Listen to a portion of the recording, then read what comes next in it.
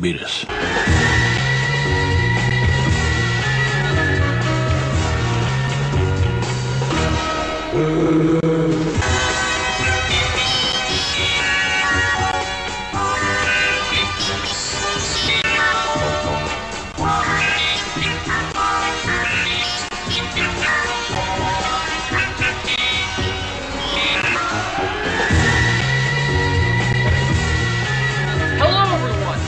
Zazubaar, and welcome to this week's episode of the Sons of Serizawa podcast, episode 26, I think. Yes, because the 1 year was 25. This is episode 26. And probably going up way after the fact, because at the time of this recording, I still haven't uploaded the SOS 1 year anniversary yet. So, this is gonna be some time gaps. So, the stuff we talk about on the show tonight, just warning you, may or may not be out of date in terms of current events at the time of its release. So just warning you kids out there that might be a thing. But anyway, joining me this week, we do not have the full crew as we had last week.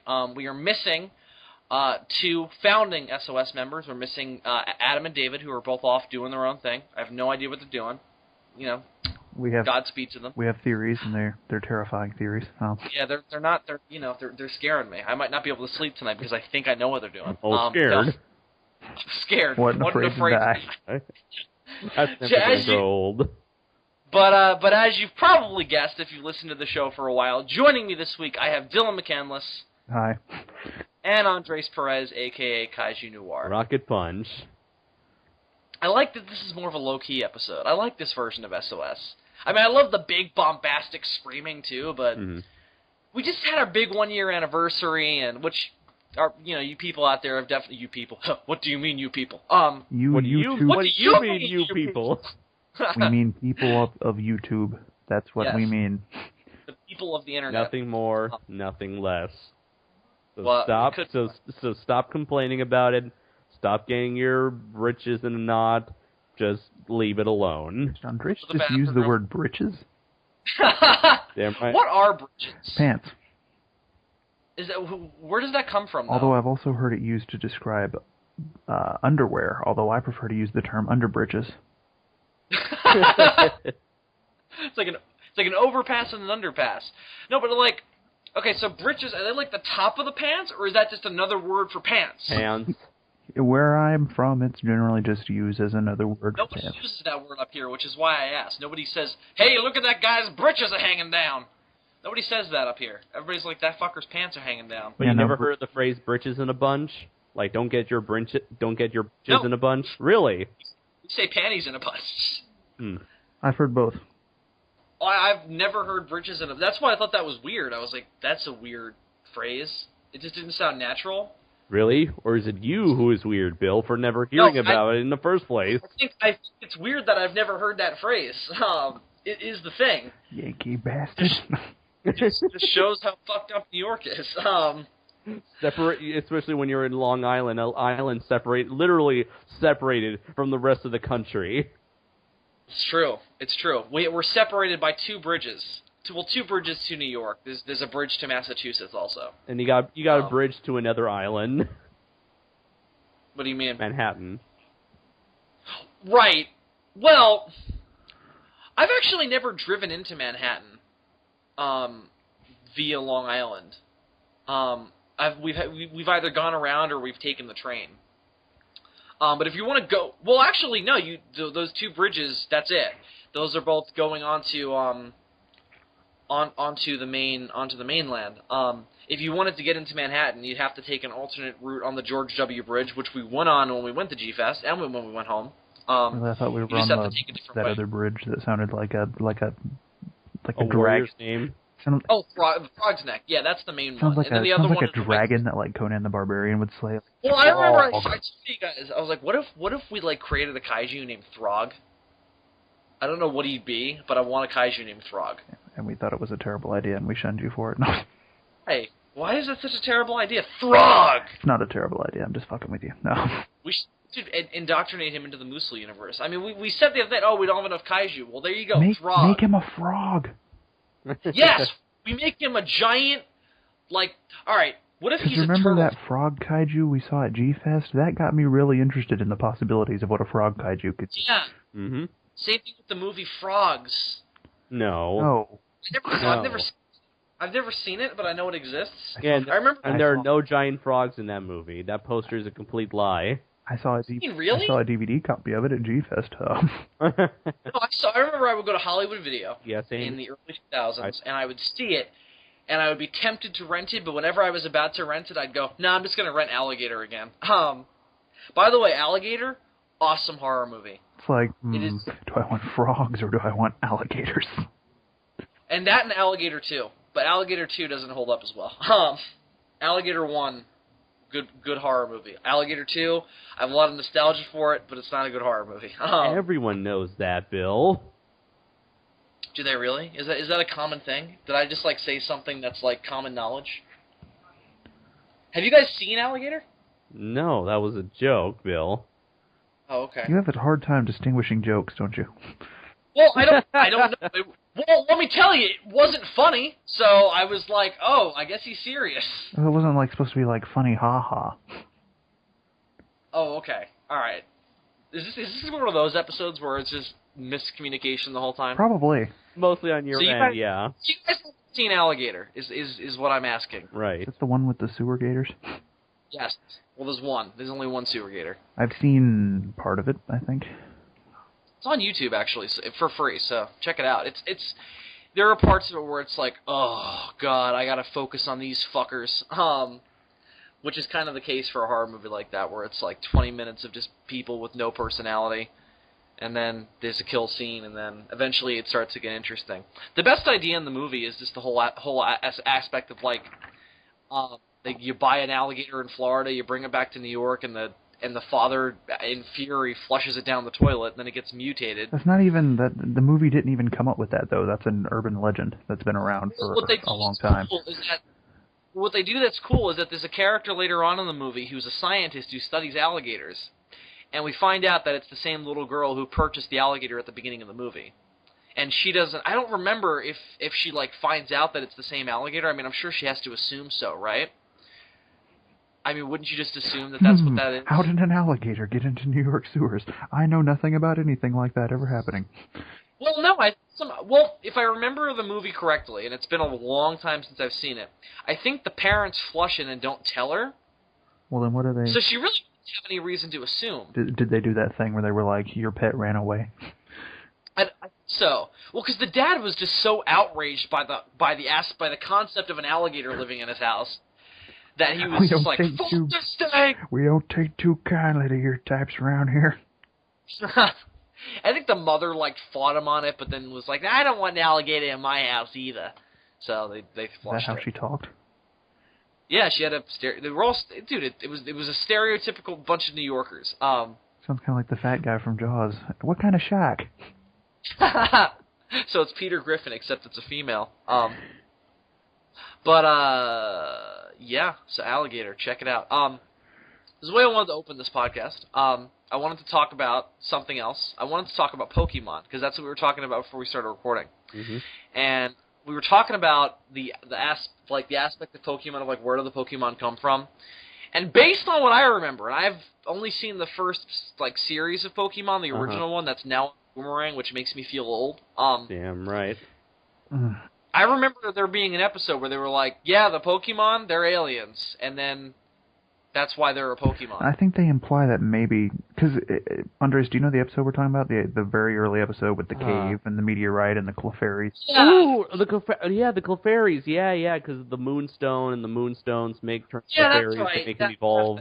Yeah, I do remember that, and that was just a theory, and ever since then, I think that might have just been elaborated on as a fan theory, because the world of Pokemon has been incredibly vague to where there's not really a whole lot of exploration as to the different aspects of this world, and so there have been tons and tons of fan theories about this, and aliens, I think, is just one of those fan theories. I like the idea that maybe there were alien Pokemon that like came to Earth, and then like all the Pokemon that are there now sort of like evolved out of those. Like they sort of like adapted to their environment and took the elements on and what have you. Yeah, because 6 generations in, we now have a whole bunch of prehistoric Pokemon that in the games you can bring to life, but like Jurassic Park style. Yeah, and the fact that they have extinct Pokemon shows you that there's some sort of evolutionary process in the Pokemon. Well, there's evolution in the series anyway, because they change from these different forms. Well, so it's more like it's technically not. It's more like maturing. It's more like a life cycle. Yeah. It's more, exactly. Yeah, more maturing. Evolution in the Pokemon universe works the way that like anti-evolution like activists think that it works in the real world. Yeah. I remember where the creature just transforms. Right, exactly. Like instantly. Yeah, there's no like adaptation or whatever. Well, this brings me to my question. I heard that argument once. It was like, well, if people came from monkeys, why are there still monkeys? I was like, it's not Pokemon. We didn't transform. Exactly. It was like a couple. They're not monkeys. They're apes. A couple apes were like, "Oh, let's go down there and like fuck around," and then they went down. That's how they talked. See, there's just how did Mrs. Garrison describe it? Oh, you have this one retarded fish fucked another retarded fish, and they had more retarded baby fish with legs. Then they had a retarded fish frog, and then that retarded fish frog had sex with a squirrel or something. And they went down and they fucked around, and then you had Neanderthals, and then you had modern humans, and then you had Janet Jackson. And then they found the monolith. Anyway. Yeah. So here's what I wanted to ask you guys. So we call in the Pokemon universe all of the creatures are Pokemon. Like when you see like these sweeping vistas of like what the world looks like, there aren't any animals. They're all Pokemon. Actually, I think in some of the early episodes, humans Pokemon?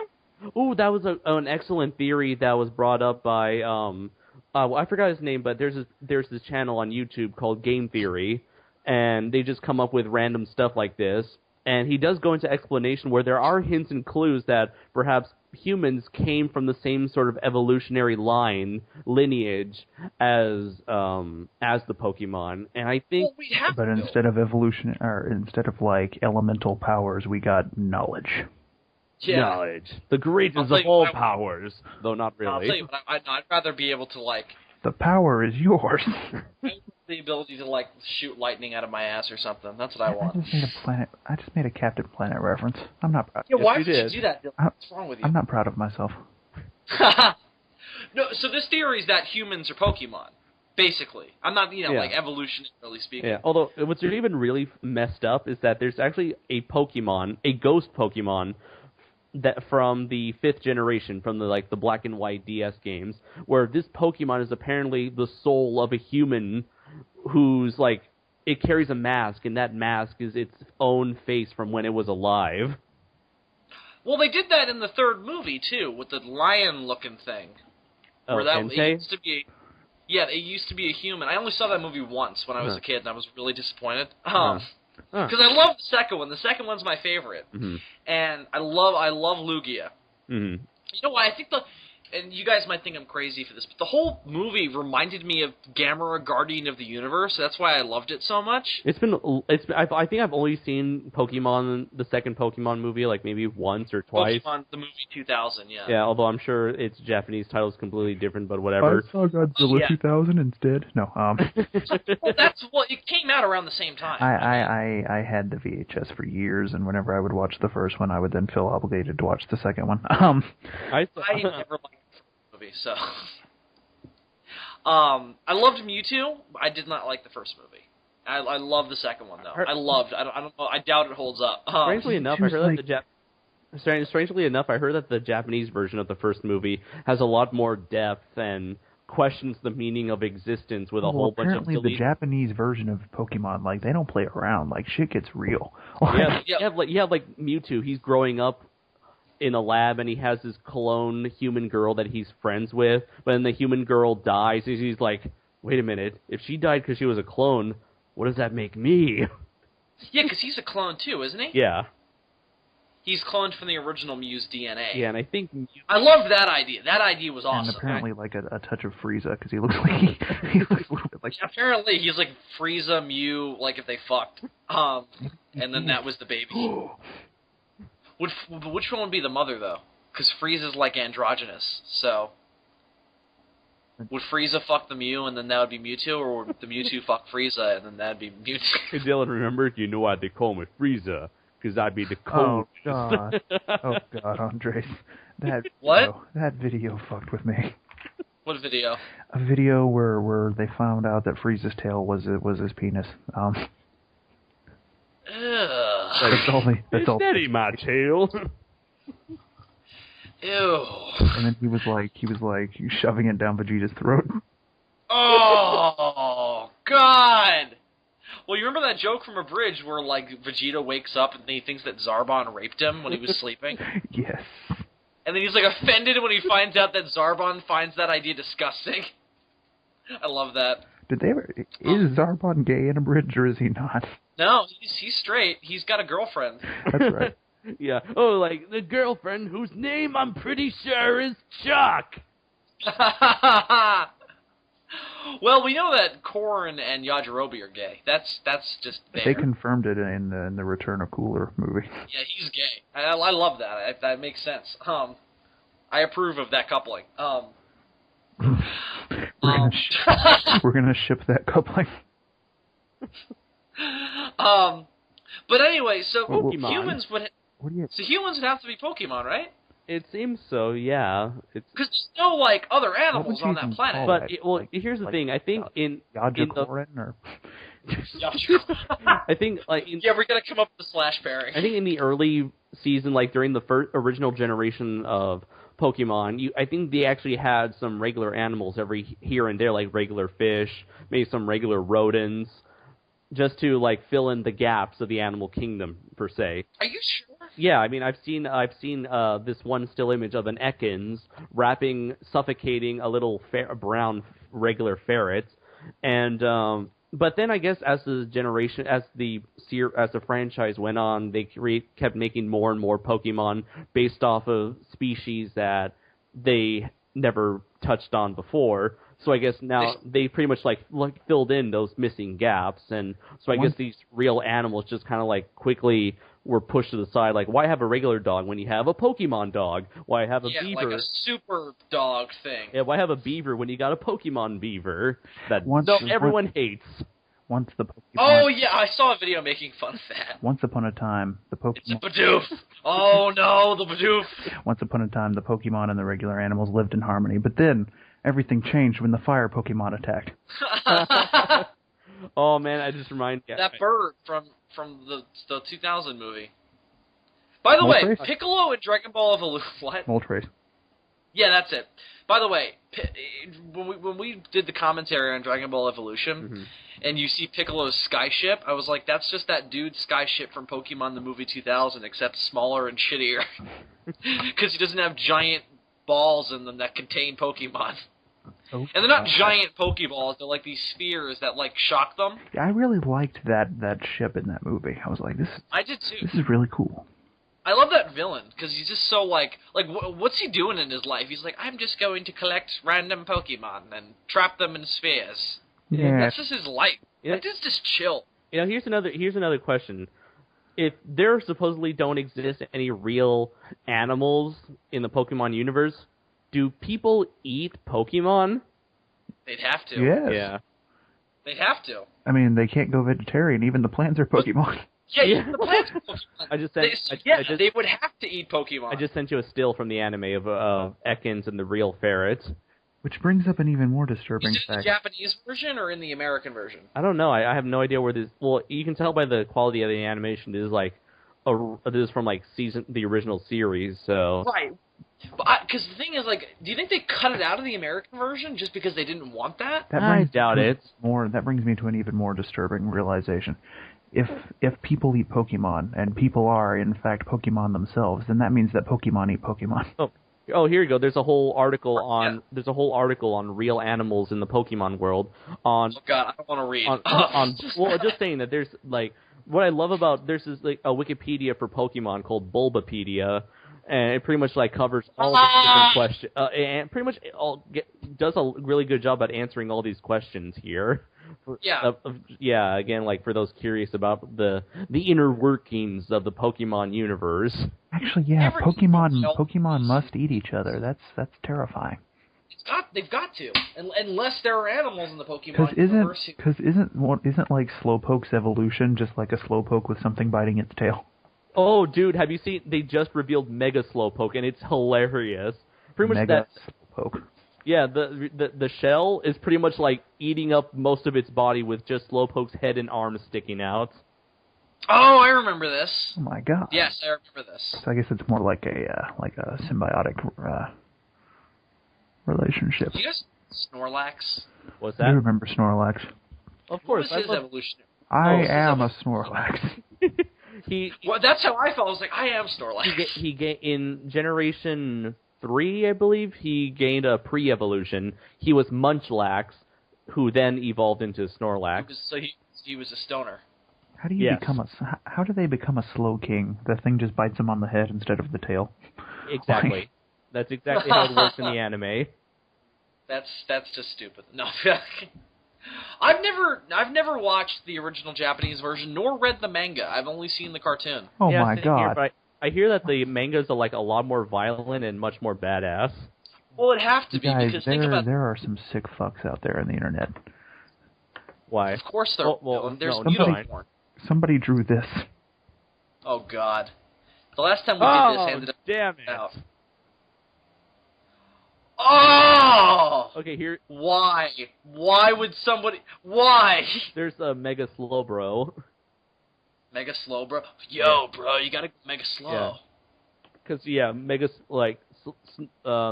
That was the one with the shell on the tail, and then Mega Slowbro was when the shell's pretty much covering his entire body. So he's eaten, basically. Exactly. I'm always fascinated when people do drawings of like what Pokemon would look like in the real world because they're either really cool or incredibly disturbing. Yeah. Right. Have you seen those pictures? Do you remember Diglett? Yeah. Yeah, they're like moles, basically. Yeah, have you seen like those hilarious pictures where they just give Diglett like this gigantic muscle-bound body? No. Like, what? No. You know they have never shown Diglett like full body before. Oh, that's true. Well, I imagine they'd just be like these little things that would like hop around. They'd be like bouncing beans. No, because they dig. That's why they're called. Maybe they're like graboids. Maybe they have these like little tendrils that come out and like they're called cut through the dirt. Here you go. And Mr. Miyagi is the one who names them. My God. Graboids. That's a good movie, man. Did you send it? It's better than yes, Critters. No. Oh God, where do they come up with this stuff? I love that in the original. God. Somebody make this Mega Diglett. Diglett on steroids, on gamma irradiated. Is that its mouth or is that a nose? A nose. I think. So it doesn't have a mouth. No, Diglets are mouthless. Or they just... Does that mean they eat their own poop? Because that's what worms do, and they don't have a mouth. Perhaps they absorb proteins through their skin or something. So they basically eat shit then. Yeah. Cool. I'm all for it.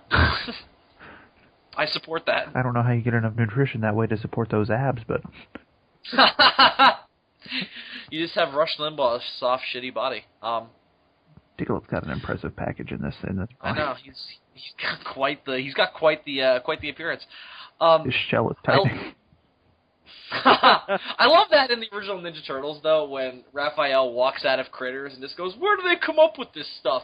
Because it's just like that's what people were thinking when they walked out of Ninja Turtles. So I love that. And I love how he is judging how crazy those critters are when it's like, hey, look in a mirror one day, Raphael. You're a teenage mutant ninja turtle. Where do they come up with this stuff? Yeah, critters walking out of the Ninja Turtles movie. Like, where do they come up with this stuff? Titties. That should have been a thing.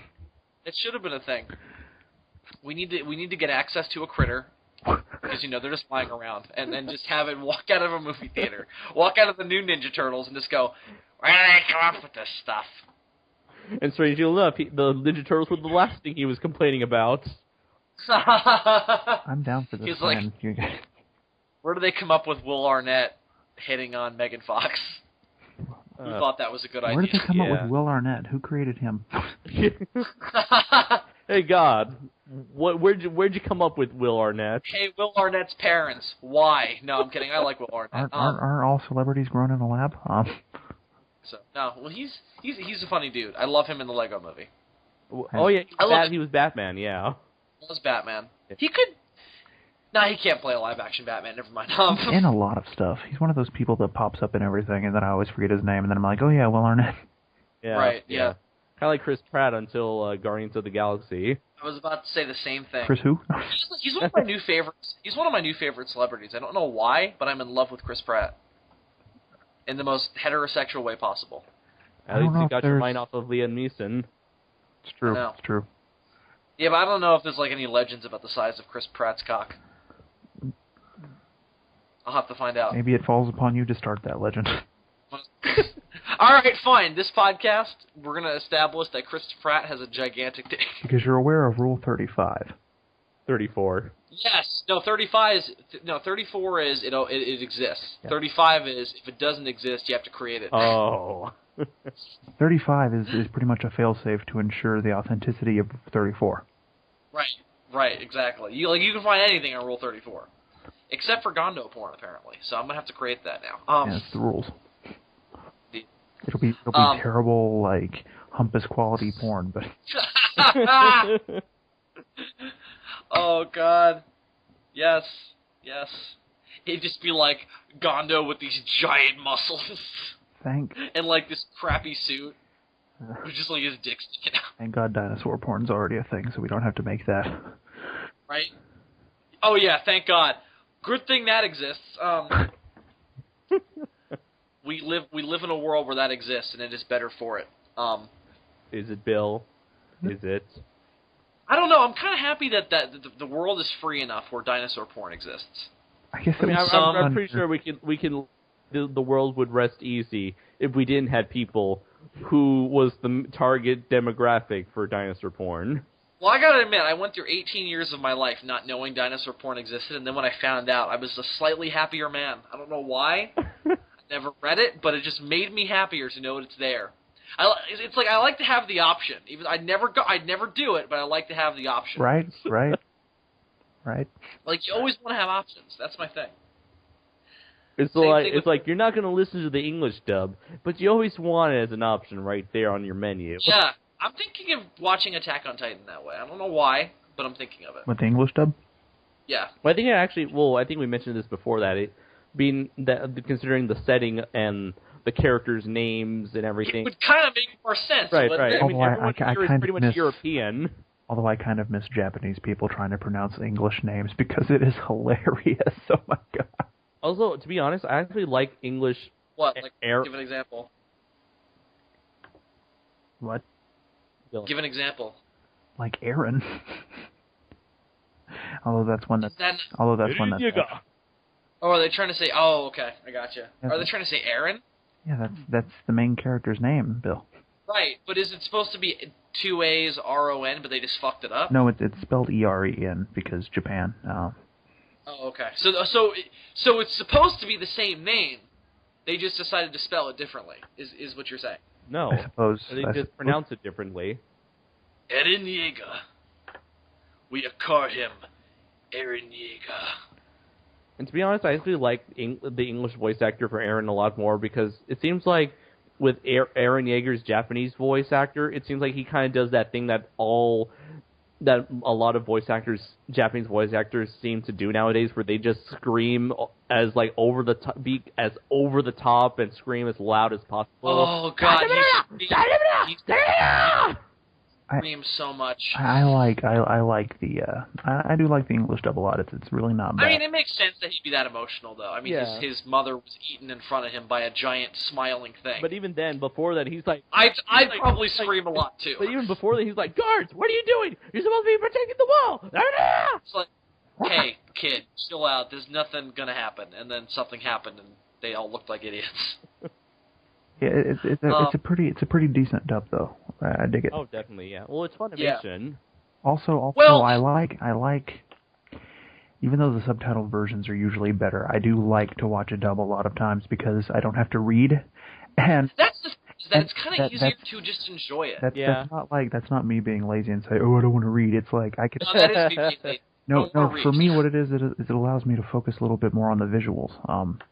That too, but that and it's also like the other thing is you'll probably understand the story better because you don't have to worry about I didn't get to read that crap. That happens sometimes where you don't read everything that's on the screen because you're paying attention to something else. It's multitasking, but the other thing is that it's not meant to be it's not meant to be experienced that way. I like that a lot of people said is that it's not meant to be experienced as a reading experience. It's supposed to be acting. I like to multitask when I watch things, and when I watch something that's subtitled, I feel kind of trapped. My phone, It's like I can do nothing but watch this screen intently. Right, exactly. Exactly, I feel the same way. And occasionally pause it to answer a Facebook message. I'll do that while I'm watching, man. I gotta get back into Attack on Titan, though. And Breaking Bad. You should do that because both of those things get better. I'm sure. I'm planning on it. There was another show I was gonna start watching. Oh, I'm also gonna start watching Buffy and Angel. I don't know why, but I'm going to. Okay. I've always wanted to get into Firefly. I should do that soon. Planning on doing that too. That as well.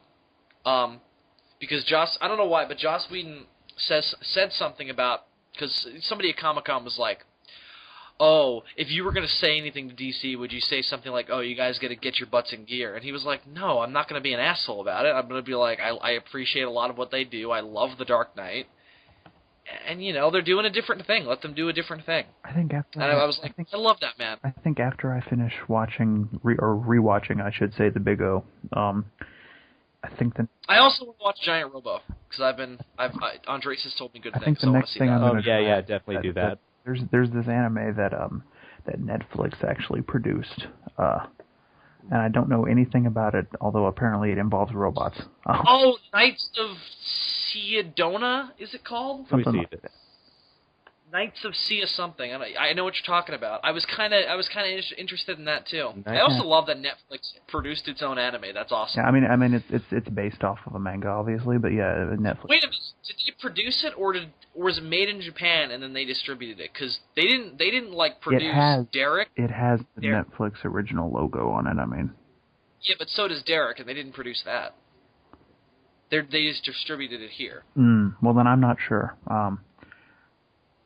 Oh yeah, it's definitely been done by a whole lot of other companies, and then it's only distributed on Netflix. Like I'm looking at like a whole bunch of Japanese networks, and then when I'm looking at English network, Netflix. Right, I'm sure they paid the dub though. I don't know anything about it other than it involves robots in space. But Trace, you must have. But I enjoy robots and I enjoy space, so. Andres, have you seen it? No, I've heard the name alone, but this is my first really hearing about it. Knights of Sedona, right? Sidonia. Sidonia. Okay. Sidonia. I don't know if it's pronounced Sidonia or Sidonia, but I guess either way. I mean, Japanese people piloting robots in space. Are they Japanese? Though sometimes it's hard to tell. For instance, there's a Zorro. Well, no, I don't mean that. I mean, like, when watching an anime, it's hard to sometimes tell what the nationality is supposed to be. Unless they're Americans. Unless they're Americans, because a lot of the times they give American characters, large noses. Well, I like the way they draw characters in the Big O, because it doesn't even look like anime drawing. It looks like Batman TAS. Oh, totally. And Batman TAS was animated in Japan. Right, so. Right. And the Japanese animation company that made Batman TAS made the Big O. Did they really? Yeah. Who are they? Because I love them. I'll check. They also did that Little Nemo movie that the Nostalgia Critic reviewed. I want to. Yeah. What? I don't like it as much anymore. No, I'm kidding. Sunrise. Wait, really? Sunrise Studios. Let's see. Okay. That sounds familiar. What else did they do? What was I about to say? Did they have any Big O toys in that dealer's room? I don't think, maybe, but maybe it was one of those really expensive ones, because I don't think there are any just regular Big O figures anymore. They should make them. How old is the Big O? It's 90. 1999. 90 years old? Oh, okay. Yeah, it's really recent. It was like right there when, that whole Toonami era came out. Because I remember watching it as a child and then forgetting about it, much like the characters in it forgot their lives. And I mean, not forgetting about it, like I always remembered it being a thing, but I didn't remember much about like the story or anything like that. And I've been meaning to revisit it for a while, and now that I finished Evangelion, I finally started watching it again, and my God. I guess I gotta do that now. I finally gotta plunge into Evangelion. Now I'm the only one. I think you'll like... Same thing with... I have a feeling you personally will like the movies more than the show. I'm still kind of 50-50. I can't make my mind up. Right now, I gotta plunge into all the Gamera movies. As soon as I get my DVDs, I've been waiting for a week, and they still haven't come. Uh-huh. And I'm like, what the fuck, man?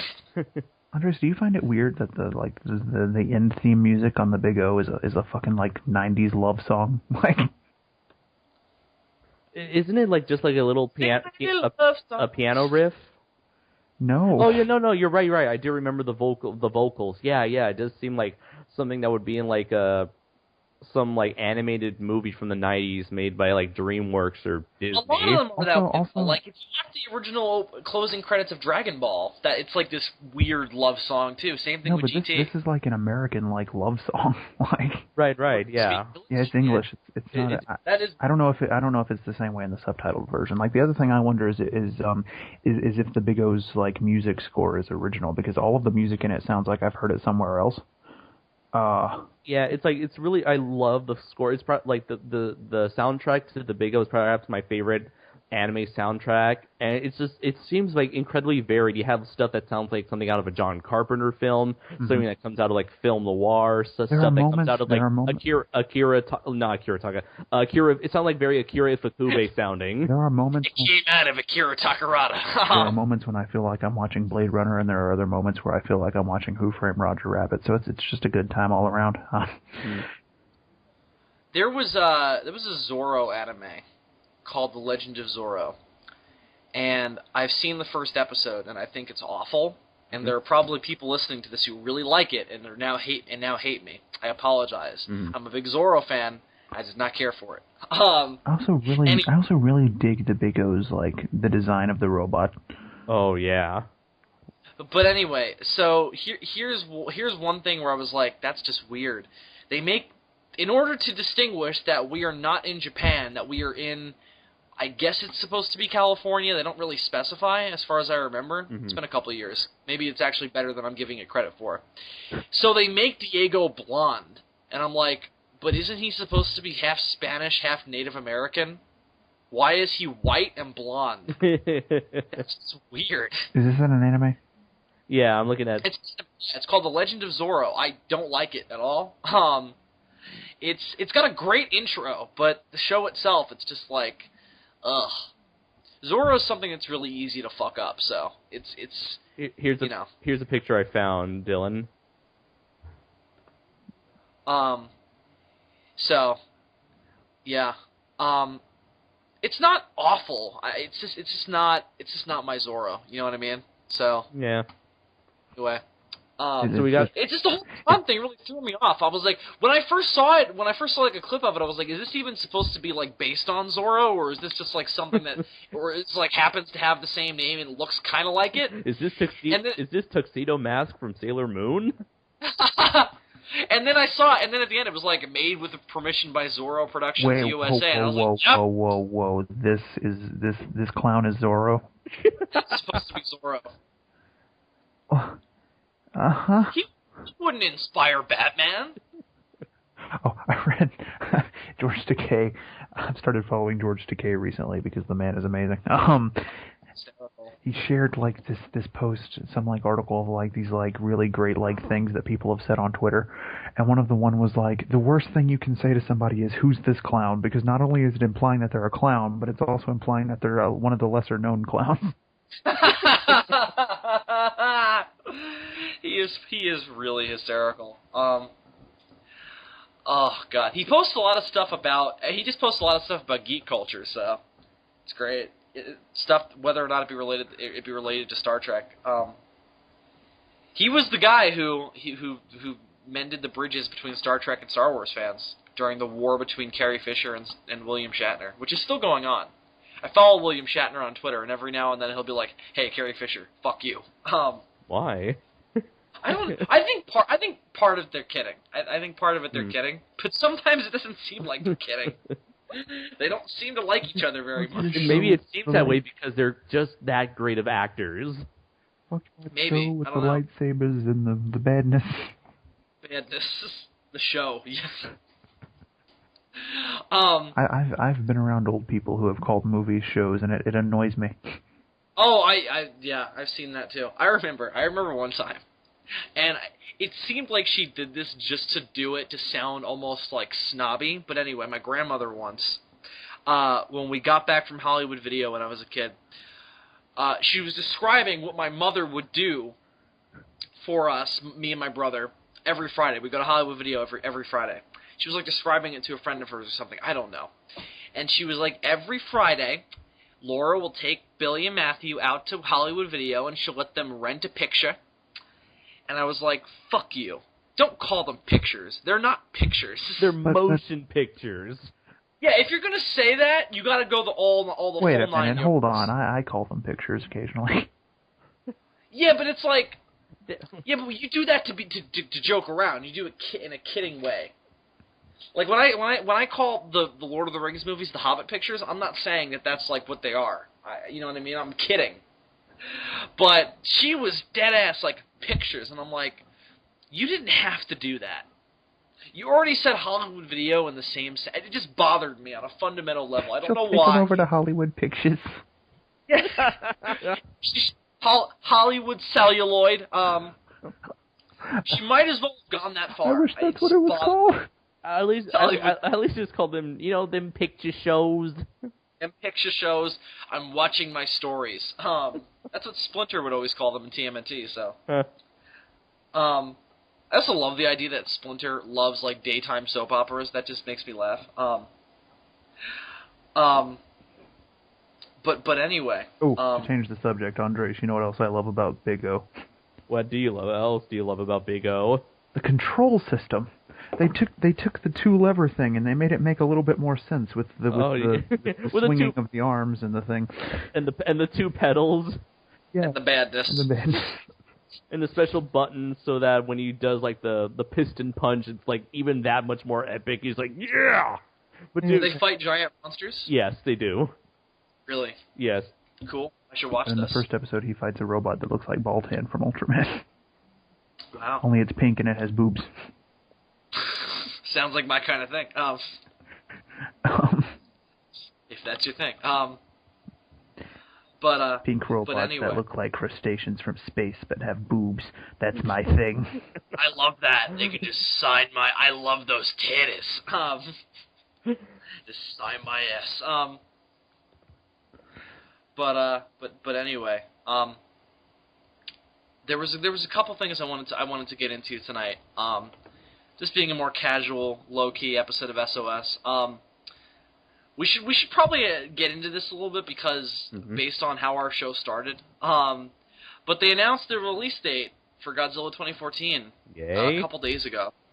What? Like, yay? Well, it was like G7.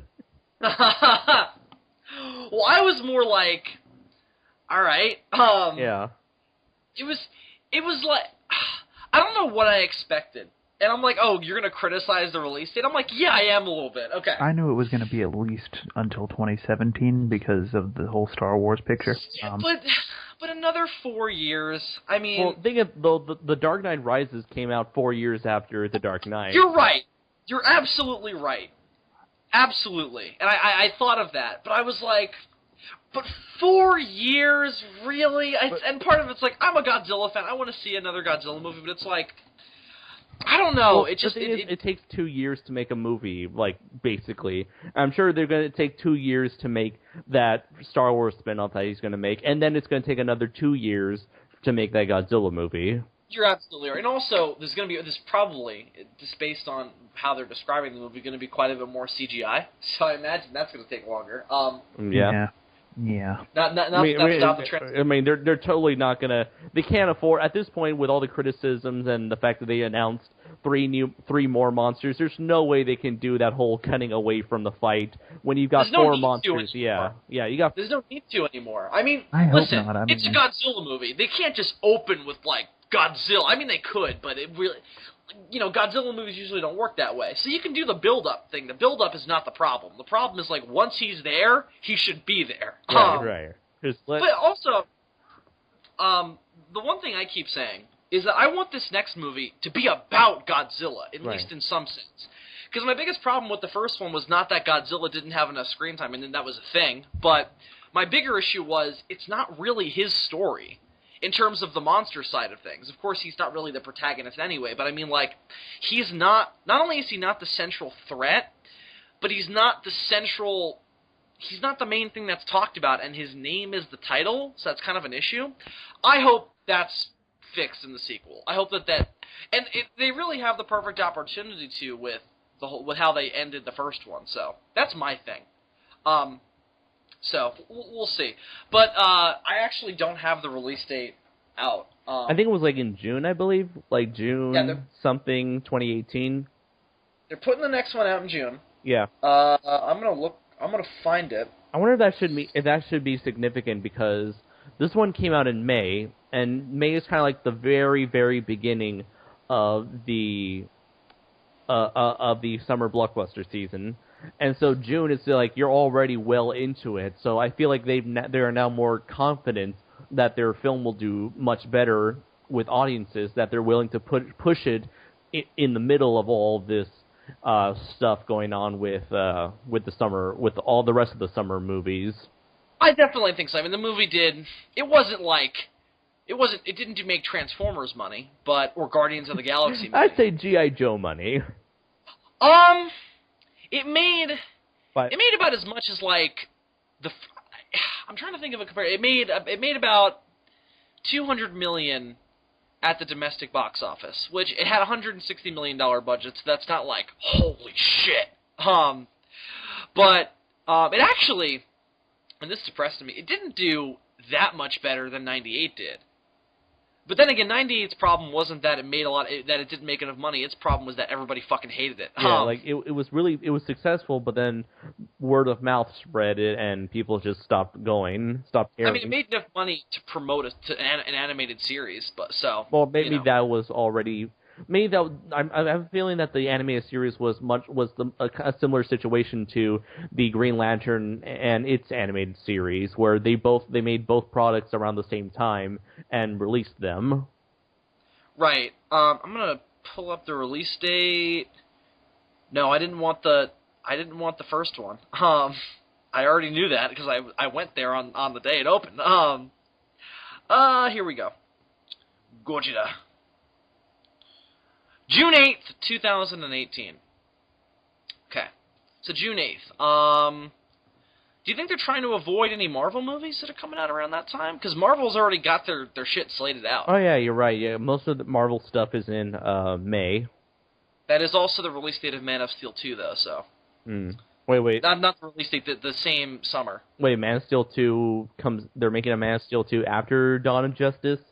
Yeah, Dawn of Justice is not the sequel to Man of Steel. I mean, it is, but it's another movie in that universe, but it's not the next standalone Superman movie. Oh, okay. So based on what they're saying, it's every much as Batman's movie as it is Superman's movie. Okay, so it's going to be Dawn of Justice, then actual Justice League, then Man of Steel 2?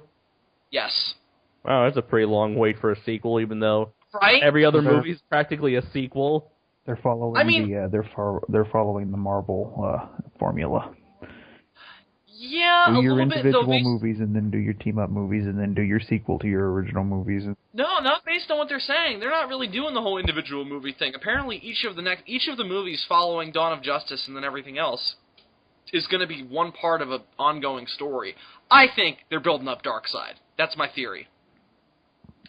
If not Darkseid, then I don't know who else they could be building up. Yeah, I've often said that I would want Darkseid in a Justice League movie. It's got to be Darkseid, or it's got to be Brainiac. Because what you do, or at least what I would do, is you do the story arc from Superman TAS where Darkseid brainwashed Superman. Only how do you stop him? The Justice League. Right, exactly. Well, the Justice League didn't exist at that point, is the thing. I know, but I'm saying that... Right, absolutely, I agree with you. Or you could do Vandal Savage. I love Vandal Savage. You could do... I like Vandal Savage to come around, like, after the Justice League has already been, like, established, though. I don't know why it makes a difference, but, I don't know either. Well, my whole thing would be, like, Darkseid is such, like, a response to Thanos and Loki and the Chitauri. So I think they might be worried, like, oh god, people are going to think we're ripping off Marvel. Not that that's already not a concern. Hey, Marvel has a TV show that did pretty well. Guess what we're doing? Yeah, it announced on the day that Agents of S.H.I.E.L.D. was released, though Gotham looks really good. I'm really excited for that. Mm-hmm.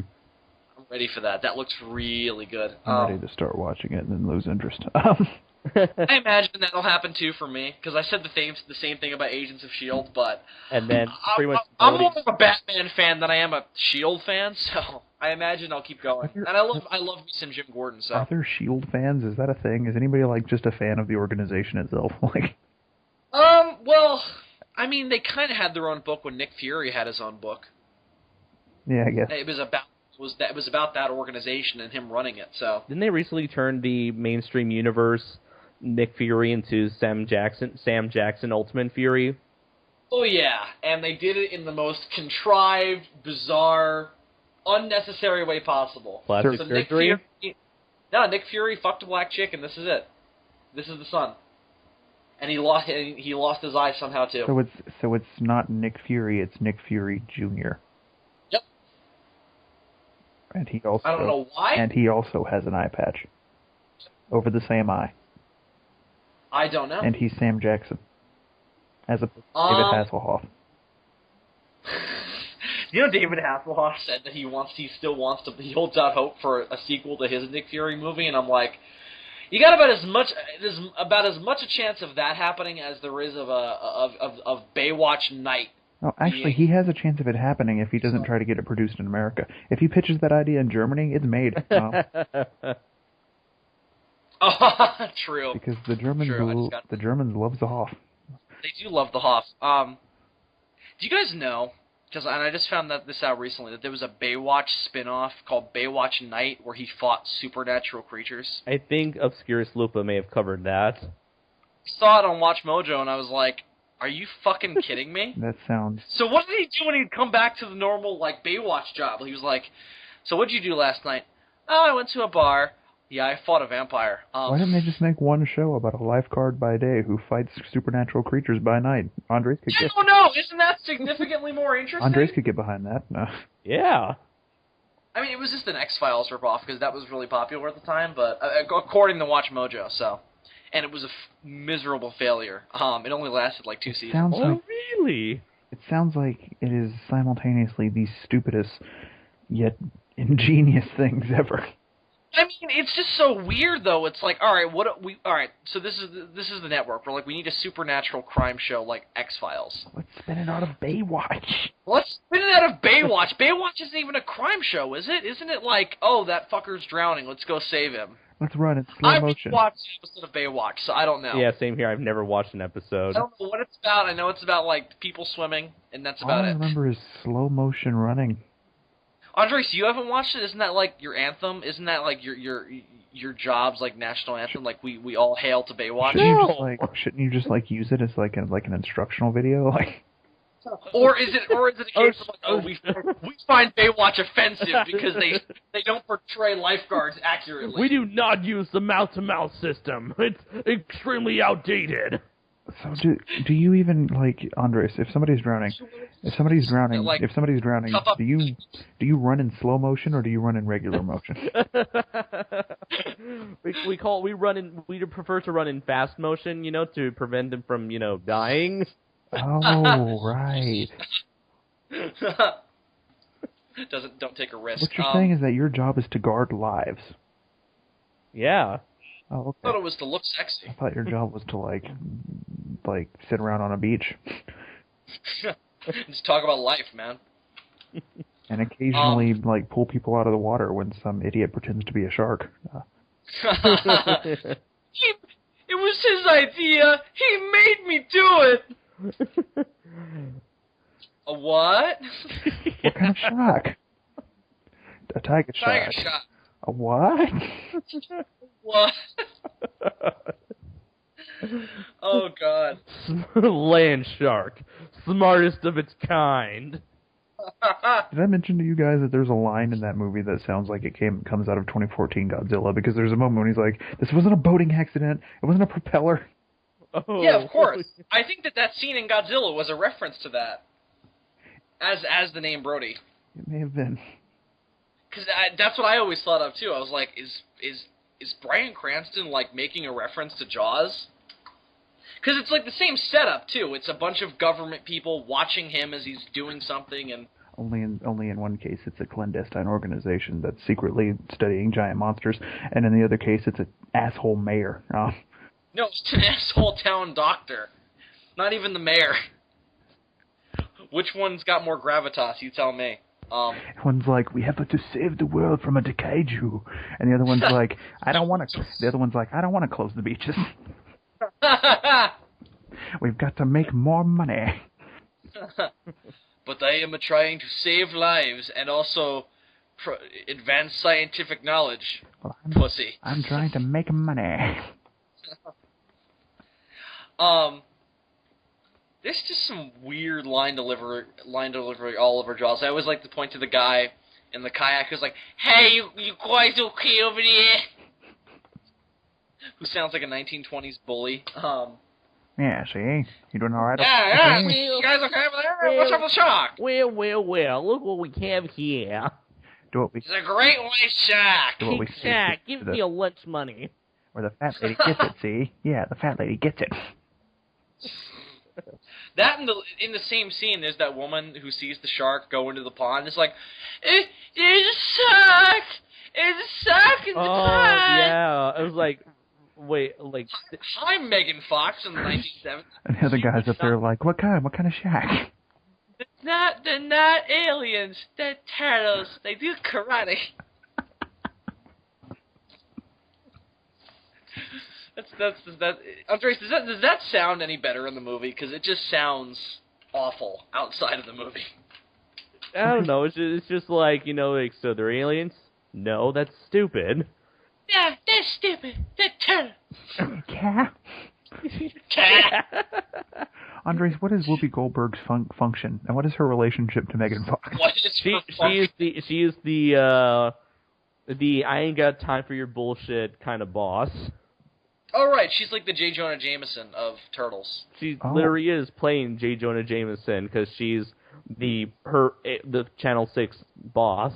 That actually sounds kind of badass. I'm a Whoopi fan, and I can get behind some Whoopi. she is only there for 2 scenes, so like maybe like 5 minutes total. These turtles want to be famous. I'll make them infamous. Oh God! They stole my suit. It's also kind of weird how they really try to take this movie really serious, and by serious I mean like Amazing Spider-Man level of tone and seriousness, and so, like trying. He's a half spider, half man. Spider-Man. Monster. That's a story arc I'd like them to do in the movies, is the mutated spider thing. Yeah, that's one of my favorite parts of the cartoon. yeah, where he grows 4 arms and becomes Man Spider. Yeah, they've and never he, like, done Man fights Spider. people. I was about to say that. Man Spider would be really cool in a movie. One of my favorite parts of the show. And also, they'd have the perfect opportunity to do it here, since it's all about genetic mutation, so... Yeah. Even more so than in the Raimi movies. And then you can bring in the Punisher to use net guns. In the comics, if I remember correctly, the whole story behind it was just, oh, my mutation is mutating more. This is a problem. Yeah, I forget what it was in the cartoon. Because I haven't read the comic arc. I think it was pretty much the same thing. It was like, oh no, my mutation is burning. My biscuits are burning. It's basically like the original concept. Did you ever hear the original concept for a 4th Teenage Mutant Ninja Turtles movie in the original concept? Yeah. It was they were all going to like mutate more and get like special powers and shit. But I heard they were going to like be able to turn it on and off. I think that was also used in the animated the 80s series, like well into like the 90s. Yes. There's this yes, awesome... they did. That's when they had that kid who who looked like Jaden Smith, and he could like turn into a monster, and he joined the Turtles. There's this awesome Japanese Teenage Mutant Ninja Turtles show where the turtle. Oh, is this the one where they have mech armor? Yeah, but that was just the second episode. They had like stupid mech armor, but in the first episode they had like these like Wolverine style bodies and masks. Wasn't it like they start out looking like the normal turtles, but then they can like transform into like these like souped up like anime turtles? Yeah, I have the pictures. I'll send you right now. They did it in the 2003 series too. There was an episode where Donatello basically turned into Gamera.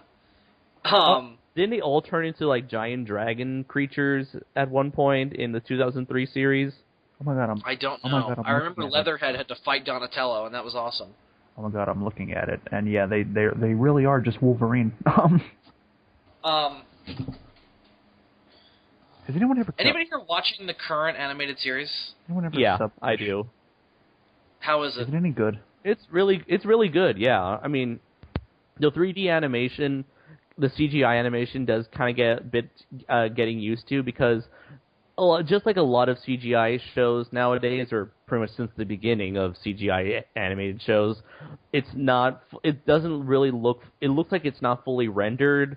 I mean, everything kind of looks blocky, but then again, everything kind of looks like action. Everybody looks like action figures with the whole style and the whole blockiness of everything.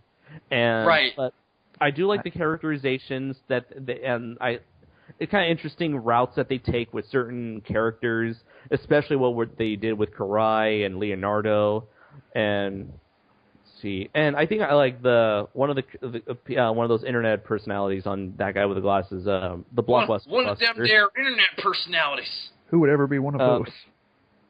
The Blockbuster Buster. He did mention that he brought up a point where it's the first time where the Teenage Mutant Ninja Turtles actually act more like teenagers, as opposed to just very like smart alecky wise asses. Wasn't that what a teenager is by definition? Well, I guess not all. I don't know, whatever. I guess. The one I'm interested, the current Turtles thing that I'm most interested in delving into is the IDW comics. I keep hearing they're amazing, so I want to do that. Andres, let me ask you this: since you're the person here who actually has seen the travesty, did you ever at any point over the course of the film get used to the fact that the turtles look like Shrek? And do they ever refer to the sewers as their swamp? Whisper in Shredder's ear, "This is my swamp now." This is my. They look at April at the end. It's all ogre now. The Mousers bust into their home. This is my swamp. Wait a minute. With the turtles, it's like, it still kind of bothers me a bit. Like it bothered me a bit, like just considering how huge they are and the fact that they're all like. They're all interacting with April. Kind of makes you feel very uncomfortable with these big motherfuckers like just like crowding around her, especially with rare species, the ogre turtle. Why not? We have goblin sharks. For a minute there, I thought I was watching an adaptation of the Street Sharks. Yeah, well, that would make more sense with Street Sharks. Street Sharks. But the designs really, I did get used to the designs as the movie went on, especially considering how well they portrayed the turtles, personality-wise, character-wise, dialogue-wise. Although I think they tried a little bit too... No, not a little bit. They really tried too hard making Donatello the nerd of the group, because he has that very cartoon... Something that kind of has like a Saturday morning cartoon from the 90s kind of nerd vibe about him. Do any of the other turtles ever scream, "Nerd"? Nerd! I know, and Raphael criticized Will Arnett for being a nerd. Did he really? Yeah, he was like, "You're a talking turtle." Yeah, and you're a human nerd. Now we got that out of the way, let's go. Oh, okay. Will Arnett is in the movie playing a role. I thought you meant that Raphael was just like, "Hey, that Will Arnett guy, he's a real nerd." Fucking nerd. I also heard the criticism that they seem to rely on you knowing Ninja Turtles going in terms of the characterizations. Like, oh, everybody knows that Raphael and Leonardo don't get along, right? Okay, so we're not even going to show a scene where that's a thing.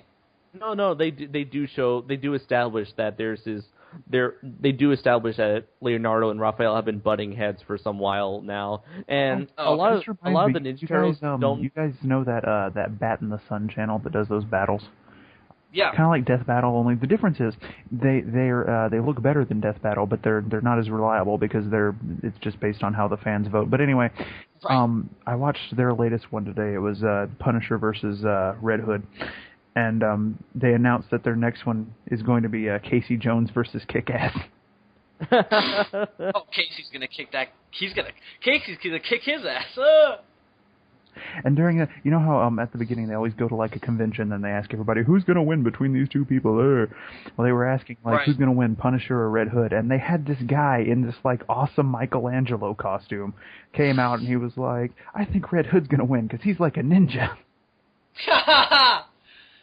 He's not a ninja. I mean, I guess he is kind of a ninja if he was trained by Bruce. Batman was trained by ninjas. I guess. That is a ninja. There's just no. No, he is a ninja, especially in Batman Begins. There's just no debate. No, he is pretty much. I don't know why I even questioned that. Like all awesome things, he is a ninja. Right, indeed. What else was I about to ask?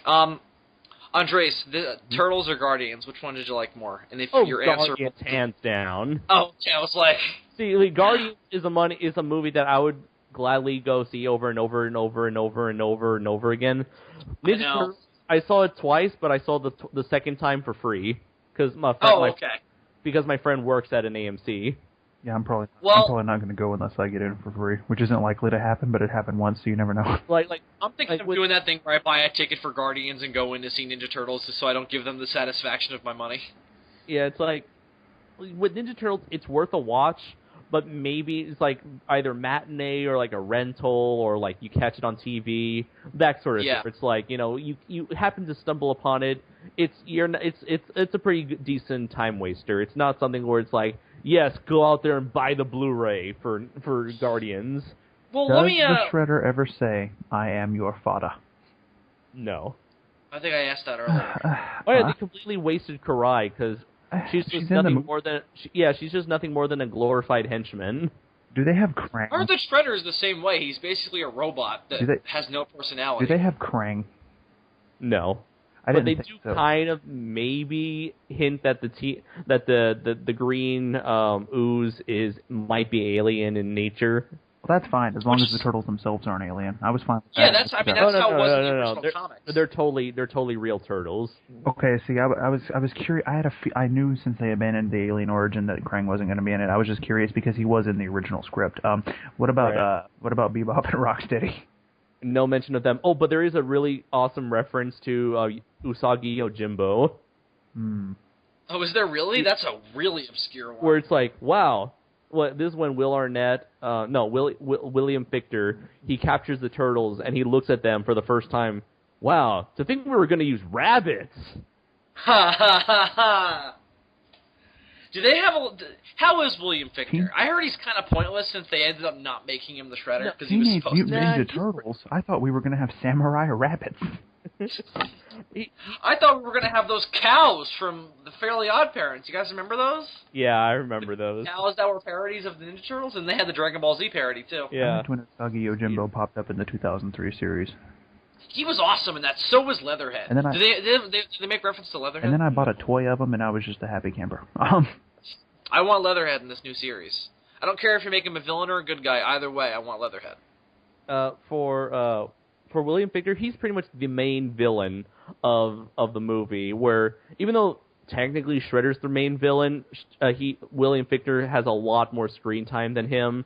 He's the one that gets to explain the plan, his evil scheme. He's the one that masterminded everything. He's basically... Here's my other question. Mm-hmm. Why didn't they just use Baxter Stockman? He's in the movie, though. Yeah, as a background scientist. He's in it, though. But he never, I don't know why. I agree. He never, turns into a giant fly and, wreaks havoc? Nah. Well, I'm also pissed that they totally axed the whole... There's no connection between Splinter and Shredder. That just... Oh, actually, there is, sort of, because the Splinter knew in advance who the Shredder was and what the Shredder Well, I would have to go into the asinine origin, but I don't want to spoil that. But I mean, I don't really care. I mean, as long as we just say it for the listeners. I mean, it's up to you. If you don't want to spoil it, that's fine. Let's see. Okay, I guess I'll spoil it. All right. So anybody listening who hasn't seen the new Turtles yet or is gonna see it, close your ears. Spoiler: Okay. there are turtles in the movie. They're teenage mutant ninja turtles. That's it. If that's a problem, then wrong franchise. I guess so. I mean, they basically tell you everything you need to know about them in the title. Something I've always appreciated about the franchise. It's like if you don't like the title, just don't go any further. I mean. Yeah, exactly. Okay, so the Turtles used to be used to be April O'Neil's pets. Wow, that's convenient. Yeah, it's extremely convenient. And her father was working with William Fichtner to create the mutagen. They injected the mutagen into the Turtles and Amazing Spider-Man, anyway. Yeah, and Splinter, and then April's dad finds out that William Fichtner is working for the Shredder, and they're trying to use the mutagen for an evil scheme, and so an evil scheme. This sounds like such a I love it. It sounds like such a cartoon. And then he ends up April's dad ends up getting killed, but not before he destroys all their work. And then April rescues the turtles and Splinter and puts them in a sewer. And so, why a sewer? Why not put them in like a lake or a forest? It's like, well, they're going to end up in the sewer, but why not have that come naturally? Why not just have Splinter go like, we will be safer in the sewers? Because he's a rat. Because he's a rat, and they feel very safe in sewers. They do, exactly. So there you go. There's your explanation. And so Splinter, while he's explaining he does that whole the whole exposition dump on April that he did in the the 1990 movie. He says, by the way, rewatch that movie. Love it to death. There is no reason for him to do that. He's like she just wakes up, is just starting to not want to kill herself based on the fact of what's going on. And then immediately just tells her the origin. You're going to ask me this later anyway, so I'm just going to get it out of the way. Right, but it comes... Well, he does it twice in the movie, and both times it kind of bugged me. I mean, it's absolutely necessary, and it's shot beautifully, so I kind of just said whatever. He does it that time, which it's not as bad there, because he's going to have to do it anyway, so whatever. But the time where it's like, what the fuck are you doing, is when he just starts telling Danny the whole backstory about Hamato Yoshi and Oroku Saki. For no reason. He's just asking Danny about life, and then he goes, let me tell you my whole backstory. And then the only reason he does it is because he happens to notice that the headband that Danny is wearing is Oroku Saki's symbol. But at no point in the story does he mention that Oroku Saki had a symbol. And you never see it. Random exposition. He's just all so this is the story all about how my life got flipped, turned upside down. I'd like to just sit right there to tell you how I became a mutant rat in New York City. Yeah, exactly. The backstory is great, and I'm pissed that they didn't do that in the new movie. Yeah, but that's what I was getting to, where apparently Splinter already knew who Shredder was, and that he already knew that Shredder was responsible for the death of April's dad and everything. I was like, you're a regular rat. This is before you really started mutating. How do you know of the split of the Shredder and everything when you have been in that lab room the entire time? Rats are like super smart in the TMNT universe. I mean, that motherfucker learned martial arts in his cage. Yeah, it's about as plausible as the original, where he's learning martial arts in the cage. Yeah, I mean, that's why I've always liked the Hamato Yoshi. Becoming Splinter. Yeah, they even do that for the new series, and it works so very well because spoilers, Karai is Splinter's daughter. That Oroku Saki, after he thought that he killed Hamato Yoshi, he took his newborn child and raised it as his own. Wow, that's right out of the first Zorro movie. That's exactly what happens in The Mask of Zorro. I love that. That's awesome. He's like, fuck you, Yoshi. Kind I'm of taking your daughter. That's why Raphael does it in the first Zorro movies. He's like, fuck you, Diego. I'm going to raise your kid and raise it to hate you. Yeah. And it's like, oh, what an asshole. In my head, I'm always like, when Diego's sitting there in that, he's just been found out as Zorro, and he's locked in this cage, and Raphael just comes up to him with his kid. A different Raphael, not the turtle. Where'd they come up with this stuff? Where'd they come up with this stuff? And he comes up to Diego, and it's just like, she's got her mother's eyes, and then he walks away. And I'm like, I just wish Diego would have gone like, you fucking asshole. Because he just killed his wife in front of him, so it's just a major dick move. That's pretty much Shredder in 2012 series. Yeah. No, I've seen clips of the new series, so I'm interested. So isn't there also a thing where like Splinter learned ninjutsu from a book? And how does that explain him having a Japanese accent? That's the thing. He dresses like Fu Manchu, and he has the mustache. He has the little beard. He strokes his beard. He has the Mandarin looking robes. He has the ponytail. He learned English from 70s martial arts films. Well, that would have been. I actually would have been cooler with that than like I learned it from a book. Deal with it. Because then that would explain the accent at least, right? Yeah, but it's like he dresses like super Asian, but yet he is not Asian in origin whatsoever. Why does he even bother? Why does he decide, oh, I'm going to learn ninjutsu and teach it to these giant turtles? You know what that you know what that makes him? A weeaboo. Well, I want to be Japanese. Oh, right? That's exactly it. He's a weeaboo. But no, do they explain why he decides to learn ninjutsu and teach it to the turtles? Or is it just like, well, that's Teenage Mutant Ninja Turtles, so that's got to happen at some point? All the things I think it was like to defend themselves or self-defense. I don't know. They're giant turtles! Not yet. He started teaching them when they were childish mutant ninja turtles. But they're mutant turtles! Who's gonna fuck with them? If you want your scientists? If you want your turtle to learn self-defense, show him a Gamera movie. Yeah, that's it. Just show him a Gamera movie. Just let him breathe fire and fly, and there you go. You don't have to teach him ninjutsu. Because that's totally plausible. Well, in the IDW comics, they I haven't read it. Based on what I've heard, they do a reincarnation thing where Hamato Yoshi had children who were basically the four turtles, and then their essences are reincarnated into the Ninja Turtles. And then that's why they have those personalities. That's interesting. And also, it actually makes the Turtles Splinter's children, which is kind of cool. That's interesting, I suppose. Yeah. I've heard it's better executed than it is to just say, because it sounds kind of stupid when you just say it that way. They are reincarnated people. But it also, same thing with the Shredder. The Shredder is reincarnated as well. Where he's like, I think he killed the dudes who were originally the Turtles, and then that's why they're reincarnated. But anyway, spoilers. Kill that motherfucker. Kill that motherfucker. It's even funny, even in the original Mirage comics, like, I spent the last several years teaching you ninjutsu so you can kill this motherfucker right here.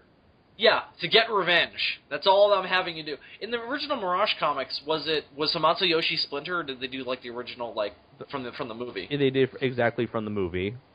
I like that better for some reason. I don't know why. I just do. Yeah, I think the idea of Splinter being Yoshi comes from the '80s cartoon. Right. Well, and I'm not saying that's bad, but it's just weird to me. I don't know why. Maybe I'm not familiar with that version of it, is the thing. I never watched the 80s cartoon. I knew the movie. I knew the 2003 show, where he was also just a mutant. He wasn't Hamato Yoshi. I think they did it more like the comics. Yeah, the 2003 show overall is a lot more like the comics than the other cartoon. You remember those aliens? If I'm not mistaken, it wasn't Shredder who killed Hamato Yoshi. I think it was Hun. You remember those aliens who were Triceratops? Yeah. Oh yeah. They come from the comics. Right. Yeah. Well, same thing with the Utroms. Those are from the comics. You guys ever notice the trend in that show where Baxter Stockman became less and less human as the show went on? Yeah, it's pretty disturbing. He's basically just a skeleton with nerves at the end of the show. Well, I mean, originally he was a giant fly creature, so... Right. And even then, originally, he was the creator of the Mousers. Right. Then they did that in the cartoon, too. They turned him from Jeff Goldblum to, I don't know, some black scientist. He was originally a black scientist. Yeah. And April's boss. In the comics? So April wasn't a reporter in the comics? She wasn't a reporter. So that was of the TV show? Yeah. Oh, okay. I like the reporter thing better. They did it more like the comics in the 2003 series where she wasn't a reporter, and I was like, she feels kind of pointless now. I don't know why, but the reporter thing gave her something to do, and now she just kind of feels like the Turtles' sidekick. Yeah, the movie is like this mixture of 80s and comic. Like... Right, yeah. Because they do the colored bandanas from the cartoon. And I like it. I like the mixture. I do too. What else is based on the cartoon? They do April being a reporter. That's really about it, right? And the Ooze. I mean, if we move on to the second movie, they do not Bebop and not Rocksteady. Right. I mean, they don't do Dimension X. In the cartoon, did the Ooze come from space, or was that just did they not even get into that? I can't honestly remember that. Because in the movies, that it didn't come from space; it was TGRI. Yeah, maybe that was the case with the cartoon. I don't know. Is the thing. I don't even know if they ever got into it. Because I think, if I'm not mistaken, I think Shredder actually created the mutagen in the cartoon. If I'm not mistaken, I don't know. Again, I haven't seen it. Well, in the 80s cartoon, he was always working with Krang, so. So maybe he did come from space then. Well, Krang doesn't come from space. He comes from another dimension. It's the same thing as space, though. No, it's not. He comes from the space between spaces. Space between spaces. But we got really far away from what we were talking about. We were talking about the Godzilla release date. What do you guys think? I mean, I'm like, 4 years is a long way to wait, guys. I'm thinking, hey, bring me Pacific Rim to hold me over. That's true. I mean, with Pacific Rim, we got the comic books, we got the TV show, we got the flamethrower, we got, the movie, too. Spaceballs, the toilet paper. I didn't realize there was a towels. Pacific Rim flamethrower. I'm excited now. Dylan, what are your thoughts? You haven't really said anything. I mean, it's happening. I guess we really, it's like, what is there to say? It's like, okay, I guess we have to wait 4 years for the next Godzilla movie. I can say shit, but it wouldn't do any good. This is kind of a exercise in futility, but it kind of sucks, but at the same time, I was expecting a long wait because Star Wars. Yeah. Yeah. So. But just think about how old we're going to be. I'm going to be 24 when the new Godzilla comes out. 26 isn't really that big of a leap for me. You're just going from... I'm going to be in my mid-20s. Yeah, mid-20s. That's not really a big deal, really. I mean... For you, it's not. I'm still 19. I am going to be in my mid-20s. Wait, am I going to be... Wait, am I going to be 24 or 25? You're going to be 25. Really? When's your birthday? April. Yep, you're going to be 25. Whoa. But I'm only 20 now. This is 4 years away, right? Yeah. But wait a minute. Wait a minute. How much older? Okay, yeah, you're going to be 20. Wait, am I going to be 23 then? Yeah, you're going to be 23 because you don't age until December, Bill. That's right. I fucked that up. Yeah. Age until December. It's true. That's true. That is right. Okay, so I'm going to be 23. Even still, close to mid-20s. No. Yeah. No, that's still early 30s. 20s. Early 30s. 20s. All right, let's not go that far. Take it from me, Bill. I'll be almost dead by then. No, Take it from me, Bill. As somebody who's currently 20, being out of the teens is like weird for like 5 seconds. Then you're like, okay. Same here as someone who is 22. Yeah, but it's been years for you. It's fucking with me. I'm getting old. Sooner or later, I'm gonna have to get my prostate examined, and who wants that? Somebody in the audience answers, I want that. Somebody in the back of the room just raises their hand and then leaves. And David will be like, yeah, sure, as long as it's an Asian doctor. But it's probably gonna be a man. To which he responds with, "Hey, no, sorry, hey, hey." Oh, Andres, you saw Guardians. Don't you think that is how they should tone a Ninja Turtles movie? Is how they did Guardians? Yeah. That's a Ninja Turtles movie in a nutshell. Or what I really like is, what I really love the original Mirage comics, because it takes itself seriously, but not really that seriously. It takes itself in like it's so serious, it's funny sort of way.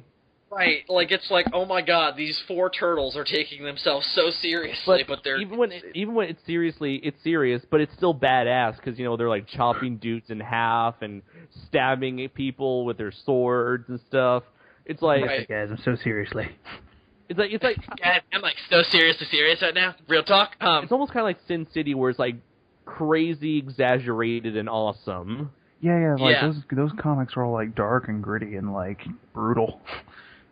And then they add, but it doesn't take itself that serious because they end up adding like aliens and robots and all this awesome stuff. Have you guys gotten to see that anniversary thing they did, where like the different versions of the turtles? Oh, Turtles Forever? Yeah. Just rewatched it recently. Turtles Forever? Yeah. I quite enjoy it. Yeah. I do have a bit of problem with how they portrayed the 80s turtles. Like, I think they were a bit too goofy to the point where it's like annoyingly goofy. Like, come on, man. They weren't that goofy. But I also thought, like, I was like bored. I was getting a little bored with the 2000s turtles, and those are the turtles I grew up with. I was like, and all right. They try to play them as like the straight man turtles, and it's like, really, come on, get that stick out of your ass and stop criticizing your older brothers. Well, no, here's my problem. Yeah, because the 2003 turtles were not that. They weren't straight man turtles. I don't think you can have straight man Teenage Mutant Ninja Turtles. Well, here's my problem with it. All right, so the 80s turtles are goofy, shouting shit like turtle power. Yeah, you guys are saying, what the shell? This is some crazy shell, or it's like they're putting in shell instead of hell. And it's like, we gotta get the shell out of here. It's like, well, that's stupid too. That's goofy. Maybe maybe that's the point. Maybe it's the whole joke is that the 2003 turtles are constantly criticizing the 80 turtles, completely unaware that they themselves are just as crazy as them. But I think the 80s turtles would have been like, hey guys, stop saying shell every 6 seconds. It's getting really annoying. Yeah, that would be good. That would have been much better too. That would have been hysterical. I mean, I like that at least the Mirage turtles are like, you guys are fucked up. Yeah, seeing the Mirage turtles in animation, that's what got me into reading the original comics.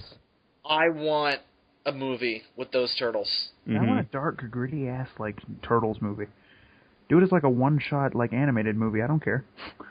Yeah, exactly. People will buy it. There's a market out there. I mean, how many people have you heard who saw the new one who were just like, fuck this, I want my turtles?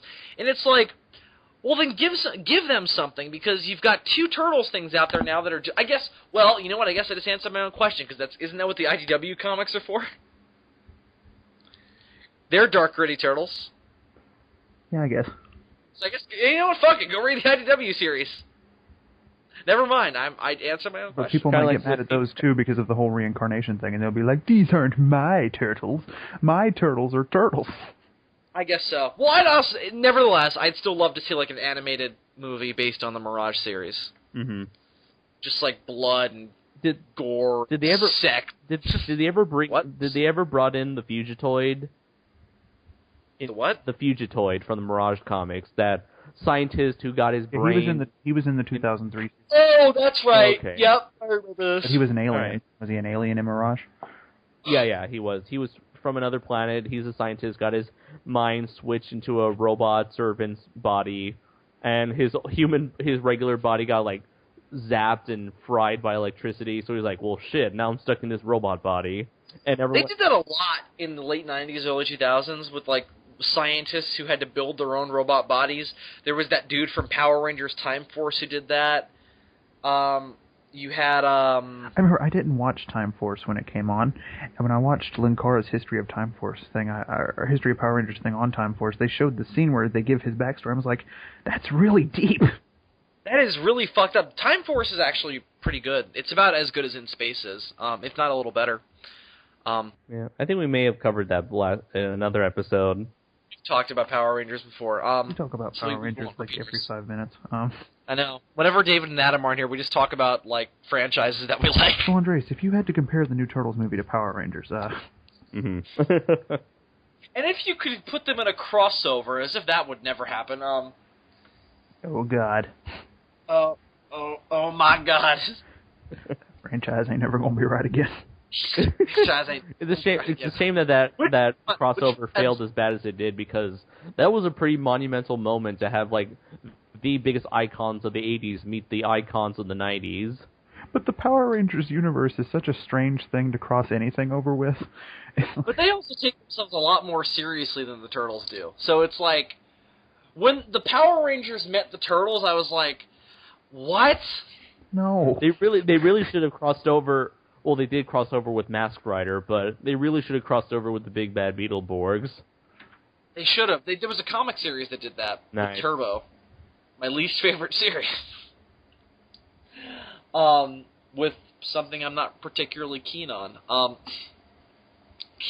Well, aren't we an old white man today? Right?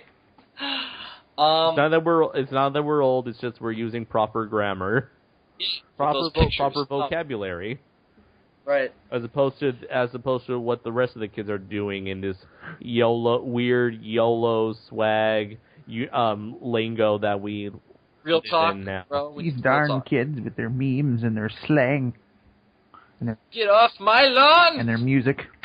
I do yell at children to get off of my lawn. That is a thing that I do. Have you done that? You've done that? I have done that. That's weird. Maybe bitches should just stay off my lawn. No. Does Tennessee have that law that South Carolina has, where if you step on somebody's lawn, they're legally allowed to shoot you? Oh, if anybody trespasses on your property, yeah, you can shoot the motherfucker. Is that true? It's legal? Especially if you have signs up. If you have signs up, do whatever you want. Like, nobody's even going to contest it. If you have a no trespassing sign up, like, yeah, shoot the motherfucker. That's why we have a no trespassing sign. Oh, holy shit. Because it makes us invincible. So, I'm going to tell you a story then, and I want you to tell me how you would react in the situation given those parameters. One morning, we wake up, and there is a drunk woman laying on my front lawn. Shoot the motherfucker. And she is picking through the garbage. Shoot the motherfucker. And we go out there and we ask her what's going on, and she asks for a drink of water, and then she starts stammering and not making any sense, talking about, giant Ninja Turtles. Really? Yeah, it was weird. Was she Whoopi Goldberg by any chance? Yes, no. And then we called the police, and they took her away, and whatever happened, happened. So, what, you would just shoot her? I mean, I don't know. Did she look threatening at all? She was laying on the front lawn, picking through the garbage. She looked about as threatening as somebody doing that could look.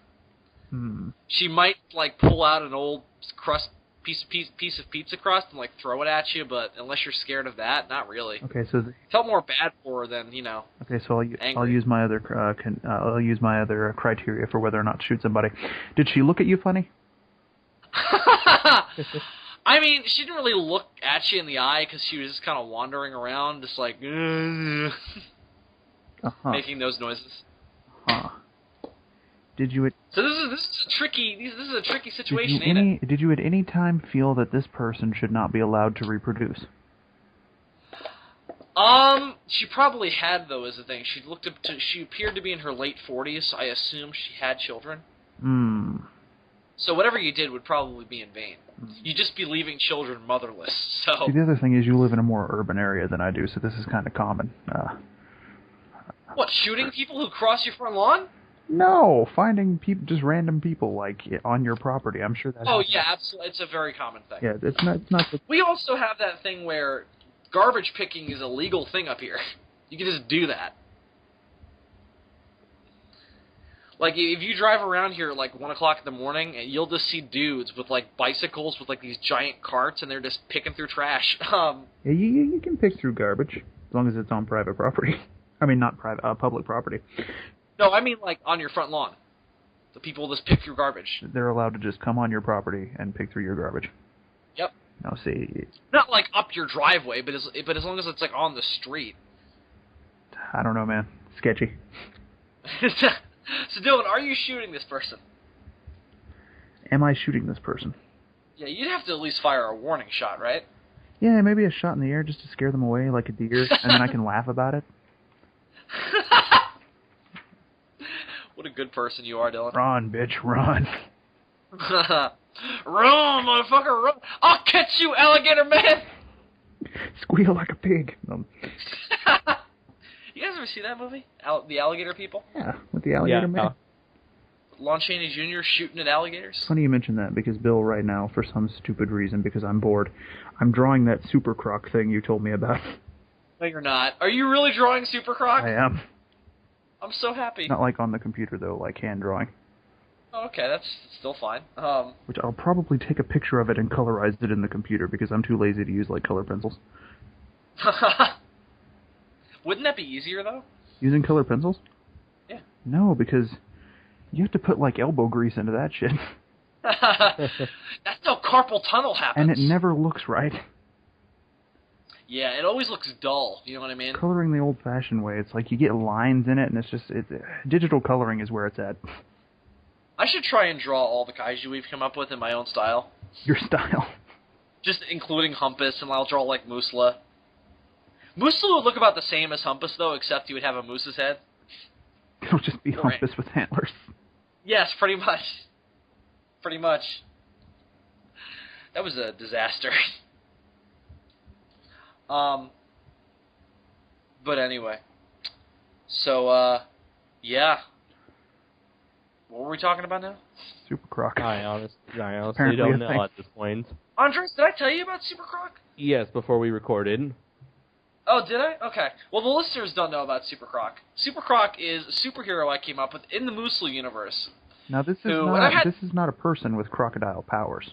No, this is a croc with human powers, kind of. No, So He like can the, file that'd be an taxes. interesting twist. An animal with human powers. it reminds me of that. It reminds me of that like one webcomic of man. It's like this webcomic of it's like opposite of Batman, where it's a bat dresses up as a human to strike fear in the hearts of all other bat criminals. That's amazing. I love that. That's a genius premise. That should be the premise of but, Man-Bat. I mean, he's basically a Ninja Turtle, but you know, with fire breath. Oh, I forgot he breathes fire. I should have worked that into this image that I'm drawing. I mean, you wouldn't even know unless he's doing it. He should literally just be a bipedal crocodile with a cape And and a shield that says SC on it. Yep. So there you go. You've matched the parameters exactly. The shield's got to be made of metal that like connects to the cape. Oh, I got it hanging on a rope. So where's the shield coming out of? He's got it tied. He's got a rope connected to the shield that he uses to hang it from his neck. He's not a homeless person, Dylan.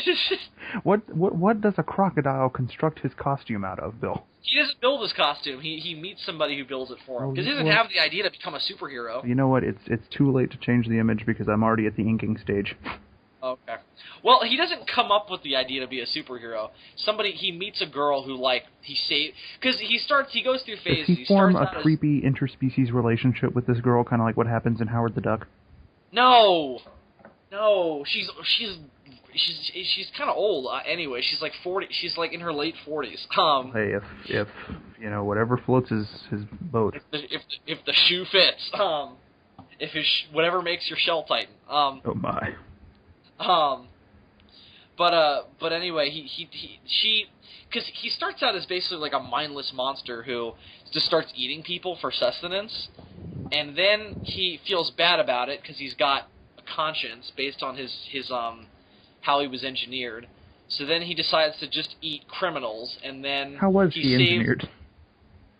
a corporation creates him by mixing crocodile, human, and then they mix those. That way he's bipedal, and he also has an intellect, but he also has superpowers, which they engineer into him. He can fly. He's got enhanced strength. He can breathe fire, and he develops more powers later on. Later on, he's able to bend water. And he's also he's got, skin that's tough. Don't all crocodiles have that? Well, yes, but it's more enhanced than normal crocodile. I see. He's like, he has tough skin. Ooh.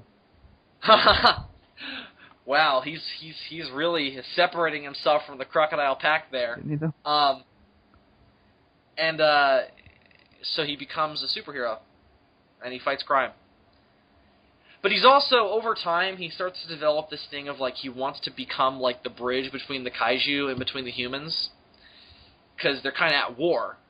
How the hell did you come up with Super Croc anyway, Bill? Were you high? No, I told you, I've had this idea since I was a kid, of a crocodile with superpowers. It's changed and evolved over the years, and I abandoned it at one point, but then when we came up with the Musou universe, I was like, oh, he'd fit perfectly in there. And he can just, and he would also defend cities from kaiju when they would attack, but he would refuse to kill the kaiju. And at one point he would come into conflict with Musou, and it would just be a whole thing. Can he leap tall buildings with a single death roll? Yes. He can do that. I don't know how that would work since they have to be on the ground to roll, but right. We don't judge. He does a barrel roll. He does a barrel roll. So that's Super Croc, and he breathes fire. Did I mention that already? Yeah, you did. Oh, okay. Does he have rays of demise? He does not have rays of demise. I should have put that in there, though. Damn. Rays I guess he could. Of demise. He could. I don't see why not. It's a great name for an attack. I don't know what's stopping him. He could just have rays of demise. Why hasn't anybody jumped on the rays of demise train? I don't know, Dylan. You gotta imagine, if anybody from who created that show, Hanna-Barbera Godzilla's still alive, and they heard that podcast, they're like, why the fuck didn't we call them that? But that's way cooler than laser beam eyes. What were we thinking? They weren't thinking. They were Hanna-Barbera. Well, I'll tell you what they were thinking. How much money can we save if we just reuse all these sequences? Lots. Just like everything made by Hanna-Barbera is made for $10 and a ham sandwich. Is that a technical term? Lots. Yes. At least they're not Filmation. It's like that moment in... Which one was worse, do you think? Hanna-Barbera or Filmation? I don't know why that line has stuck with me my entire life, because it's from a not-so-great movie, but in Batman Forever, when Nicole Kidman's like, he's a wacko, and dude's like, is that a technical term? Oh, yes. Oh, yeah, Batman says that. You're like a dude. Batman? Well, it's Val Kilmer. It's not really Batman. He's more Batman than Michael Keaton is, in my opinion. Blasphemy! Blasphemy! No, listen here. I know I have the unpopular opinion of saying that Batman Forever is my favorite of those movies, but I just don't like Michael Keaton as Batman. They actually have opposite problems, because I feel like Michael Keaton does a pretty good Batman, but doesn't do a good Bruce Wayne. And Val Kilmer has the opposite problem, where he's a decent Bruce Wayne, but he's not a good Batman. So if they could just, splice... Have a beautiful Mexican child. Yeah, I don't know why he would be Mexican. They're both white. That's weird. You never know. They adopt a kid. Yeah. They adopt a beautiful Mexican child. And then they teach him to be the best Batman ever. Andres, I think Christian Bale kind of found the middle ground. Were you at all terrified when Bill called you a beautiful Mexican child, Andres? Not really. Yeah, tell us your reaction on recording. I was like, what was your reaction when I was like, Andres is not only a beautiful Mexican child, but my beautiful Mexican child? I was like, okay. I'm flattered. I know this is just Bill's way of... He is not used to pronouncing his what would you say, opinion, his feelings towards his fellow SOS members, so I'll take this however I can, because I know he's not good at it, and this is the best it's going to be. I know he's not good at it. It sounds like he's taking pity on you, Bill. Bill? He's like, Thanks, it's the best he can do, bless him. Yeah. You should hear my name for Dylan. What? It's just that moment where he's like, "What? What do you call me, Bill? Don't worry about it." No, I want to know. I want to know, Clarence. I want to know. I don't want to know.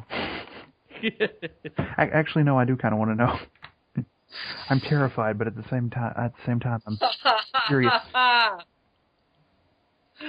My beast from the south. Oh wait, you've told me that before. Yeah. I think so, yeah. Didn't you introduce me as that once, like on DFOS or something? I don't remember. I don't remember much from DFOS except that it happened. Do you remember much about DFOS, Dylan? I don't know, something about Scatman Crothers. Thank God he's already dead. Because if he would have died after... Okay, that sounded sounds weird. terrible, especially since we had that conversation off recording, so the people at home are just like, ooh! No, here's what I mean. Because... Should we talk about the death of Robin Williams? I mean, we talked about it on DFOS, but we didn't get Andres' views, so... Yeah. For those of you who don't know... How do you feel about the death of Robin Williams? Absolutely! Are you opposed, or... I'm opposed to this man's death. How dare he die on us? We're gonna come out with a controversial opinion. We are anti the death of Robin Williams. I mean, I didn't realize it was being put to a vote. It seems like it's a little late to be having this deliberation. No, on the last episode of DFOS, Dylan and I did a bit where I played Scatman Crothers and he played Robin Williams, and we narrated over the 2014 Godzilla. By the time they're listening to this, it's not the last episode of DFOS. Right! The previous episode of DFOS. In the episode Scatman and Robin do Godzilla. I love that title. Because it could mean anything. No, it couldn't. It could mean so many other things, especially Scatman. There are some variations on what it could mean, but I don't think it could mean anything. Alright, I guess that's true. It could mean a set number of things. Indeed. But, what were we saying? Oh, yeah. We did impressions of them narrating over Godzilla. And then the next week, we found out that Robin Williams had passed away, and it was very sad. And I was like, wow, that's fucked up that we talked about him and made fun of him in that last episode. And then that happened. And then our fear was that Scatman Crothers would also die because maybe we're cursed and whoever we make fun of will die. Right. I love how that's our first, I love how that's our first thought. Oh no, it's not out of a disrespect for the dead. It's oh god, anybody we make fun of is gonna die. What will we do with this power? I love how we have to give ourselves so much importance. That's exactly what happened with the Spill.com podcast Let's Do This, where they had a track record of how many times they brought people up and then they died soon afterwards. Right? Really? Then I feel less bad. Yeah. Because we may have killed one guy, but they killed many. Yeah, those dirty motherfuckers. They killed Macho Man Randy Savage. Those bastards. They killed him? We made sure he's dead. No, we're joking. We have lots of respect for the dead. We're all... Heck, my people have an entire holiday about the dead. So do we, but ours involves zombie movies. Yeah, indeed. You guys' holiday is hey, let's show respect to the dead. Ours is oh no, the dead might eat us. Well, also, most other we have a weird culture because most other cultures celebrate the life of somebody rather than, mourning the death. Yeah. And we focus so hard on the death that we forget about the life. It's hey, you guys remember this guy was alive before he died, right? Doesn't matter anymore. Yeah, it's horrible, but it's true. I mean, you definitely should mourn, but there's also something to be said of let's have a party and celebrate the guy's life. The white culture, yeah. The white culture is so emo. It's true. Well, not just white, just America in general. No, I mean, it comes from Europe. No, because most to take an example of another race who's in America, black people, they have wakes. We have wakes too. I know, but like we have like a funeral and it's all like sad and shit. They do a lot more of they do a little bit more of the like celebrate the life thing than like we do. Like, you know what I mean? You reminded me of the opening of Live and Let Die, where they have that funeral where they're marching down the road and there's that guy who comes out. They kill him, they put him in the coffin, and then it's fucking Mardi Gras. I mean, admittedly, I don't know if this is the case with all black people, but the ones I've known, It's potential to be racist, but I'm not sure. Exactly. Is the thing. Uncertain racist. Not so much accidental racism, just not sure if is racist racism. Which is almost worse. Because it's like there's a part of you that thinks it might be, but you're not sure, but you do it anyway. Right. You'd almost think the uncertainty would lead to, you knowing it. But anyway, Andres, do you have news this week? I was pretty much unprepared for the most part. That's fine. I mean, that's fine since this isn't going to go up on time. Yeah, it doesn't matter. Well, there's one thing I wanted to ask you guys. Okay. I haven't talked to anybody about this. In terms of entertainment news, all-female Ghostbusters reboot. Oh yeah, I was about to bring that up. What are you guys' thoughts? What? It feels kind of desperate. I mean, it kind of feels like the whole thing with the whole... It feels very similar to the news about, Thor is now a woman, Captain America is now black. It's like, it kind of feels like they're trying to pander to a certain audience where... Yeah, it feels... It doesn't feel... I don't know, it doesn't really feel like you need to pander, because it seems like Ghostbusters is just one of those universal things that you either like or don't like. Why don't you put a couple girls on the team instead of making it all girls? Yeah, it just feels too obvious. What's the point of it? I mean... Why? Well, here's my other thing, too. Why you do this? Here's my other thing, too. Think about, Bridesmaids. You guys remember that movie, Yeah. how popular it was? Yeah, because yeah. it was like an R-rated female comedy that was really raunchy, but it was for girls. Right. Very popular. Also, I really liked that because then, it's a franchise that was totally made by women and it's totally supported by that. It almost feels like a gimmick to be like, all right, let's do an all-lady version of Ghostbusters. It feels like something right out of like the 80s, which I guess is fitting because it's Ghostbusters, but It's just like, it feels desperate. I'm just like, Very. leave Ghostbusters alone. Well, I like that idea that some fan Put it on brought a up. shelf.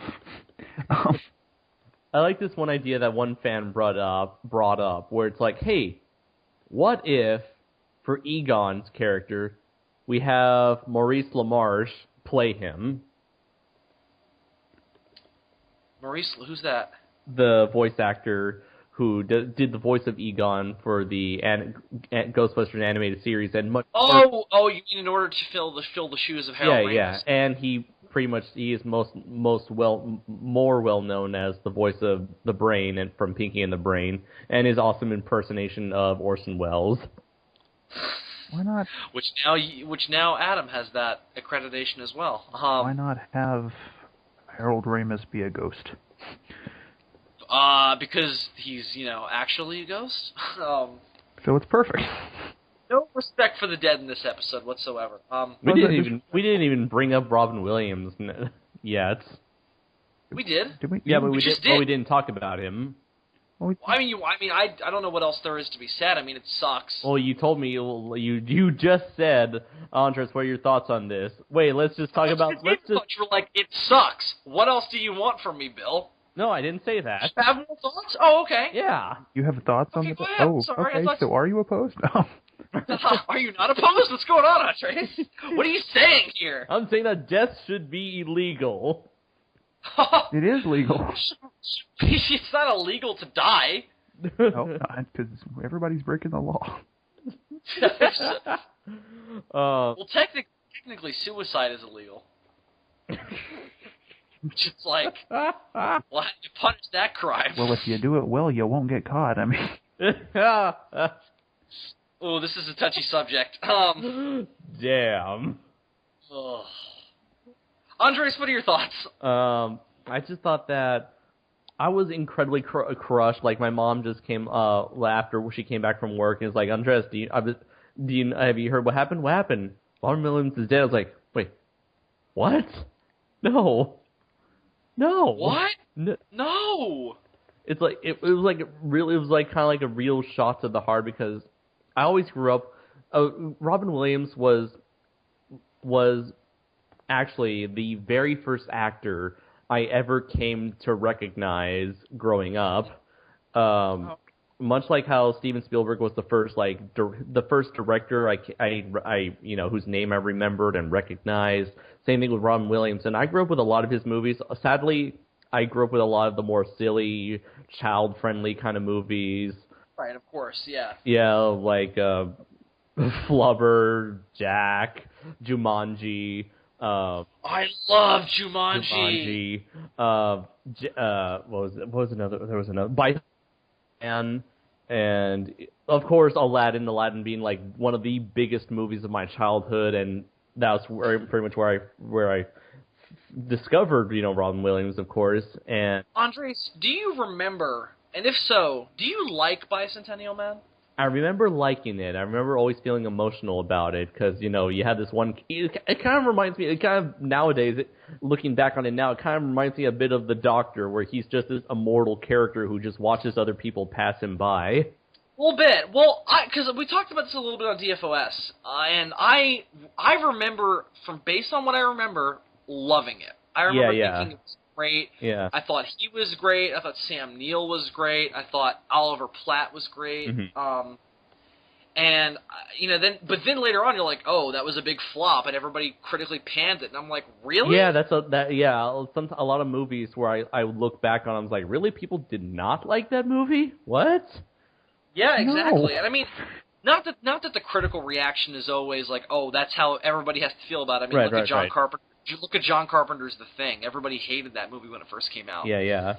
And now it's like one of the best. It's considered one of the best horror movies ever made. Mm-hmm. I mean, I'm not saying Bicentennial Man should be considered one of the best science fiction, drama, or whatever, however you want to classify it, movies ever made. But I think based on what I remember, and I should definitely watch it again. I remember digging it. Yeah, definitely. Same here. Well, Blade Runner, now considered one of the best sci-fi films of all time, it didn't do so hot when they first released it. It got its following through the home video release. Right. Mm-hmm. Batman: Mask of the Phantasm, though that was more financial things. Let's see. What was another movie? I did remember I grew up watching Patch Adams, and I know it's one of those movies that everyone likes to make fun of and like to criticize, but I actually enjoyed the movie a lot. I get a lot of enjoyment out of Patch Adams, especially Robin Williams' performance as Patch Adams. I mean, I know it's nothing like the real Patch Adams in real life, but like with Robin Williams, he always gives a sense of like earnestness. He's always very earnest with his portrayal of these characters. He brings a lot of energy, passion, and emotion. And he can go from silly to serious in just like seemingly a blink of an eye. And yeah, the thing that pisses me off about Patch Adams, because the movie itself isn't bad, and it I mean, honestly, like it does what a Robin Williams movie should do, is that it draws you in and you like him in it, But the thing that he's always immensely charming in everything he does. The thing that pisses me off about Patch Adams, because it's just such a typical example of just Hollywood bullshit, is that the real Patch Adams had a real friend who was murdered, and they changed it to a female because he needed a love interest. Wait, was he killed? Because I thought he wasn't killed. No, he died. Oh, okay. Just like that's what made it so controversial. Was like, hey, somebody actually died, assholes. So it's the same. It's kind of similar. It's not the same thing, but it's kind of the same thing with Pearl Harbor. It's like, wow, this is the historical inaccuracy, and this is offensive. Too soon. Kinda. Andres, did you like The Birdcage? Because that's my favorite Robin Williams movie. Sadly, I've never watched The Birdcage. Do yourself a really good movie. Also, I really need to watch Good Will Hunting and Dead Poets Society. Same here. I haven't seen either of those in full either. I've seen clips. I've seen clips of Dead Poets Society. I think likewise. My favorite Robin Williams movie is and has always been Mrs. Doubtfire. Oh my God, Mrs. Doubtfire. Yes, I watched that and Aladdin. That was probably like the movies I watched over and over and over again. I love that movie so much. Did you guys, and I said this to Dylan on DFOS, and I kind of want to gauge your reaction, Andres, did you have that thing of, like, you know, the death of Robin Williams because he's always been around and he's always been an icon, and it's like, like his death, it kind of reminded you of your own mortality in a way, because it's like he's always been there. Never thought that, oh, one day Robin Williams is going to die. Kind of, to a degree. And it's like, and then he dies, and it's like, wow, if it can happen to Robin Williams, it can happen to anybody. Because it's like, it's just, you never saw it coming. When it happened, the first thing I posted on Facebook was, what? With an article, and it's shock. The thing is, I don't think about mortality because I know that we all have.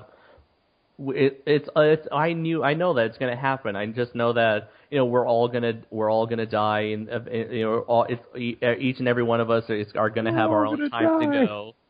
And well, I mean, but it's 2014. I'm still hoping. I'm still holding out hope for the whole brain in a jar thing to happen. You're gonna die. I know we all have each and every one of us has our own time to go unless they somehow get cyborg implants that keep us alive forever or whatever. I'll tell you what I got.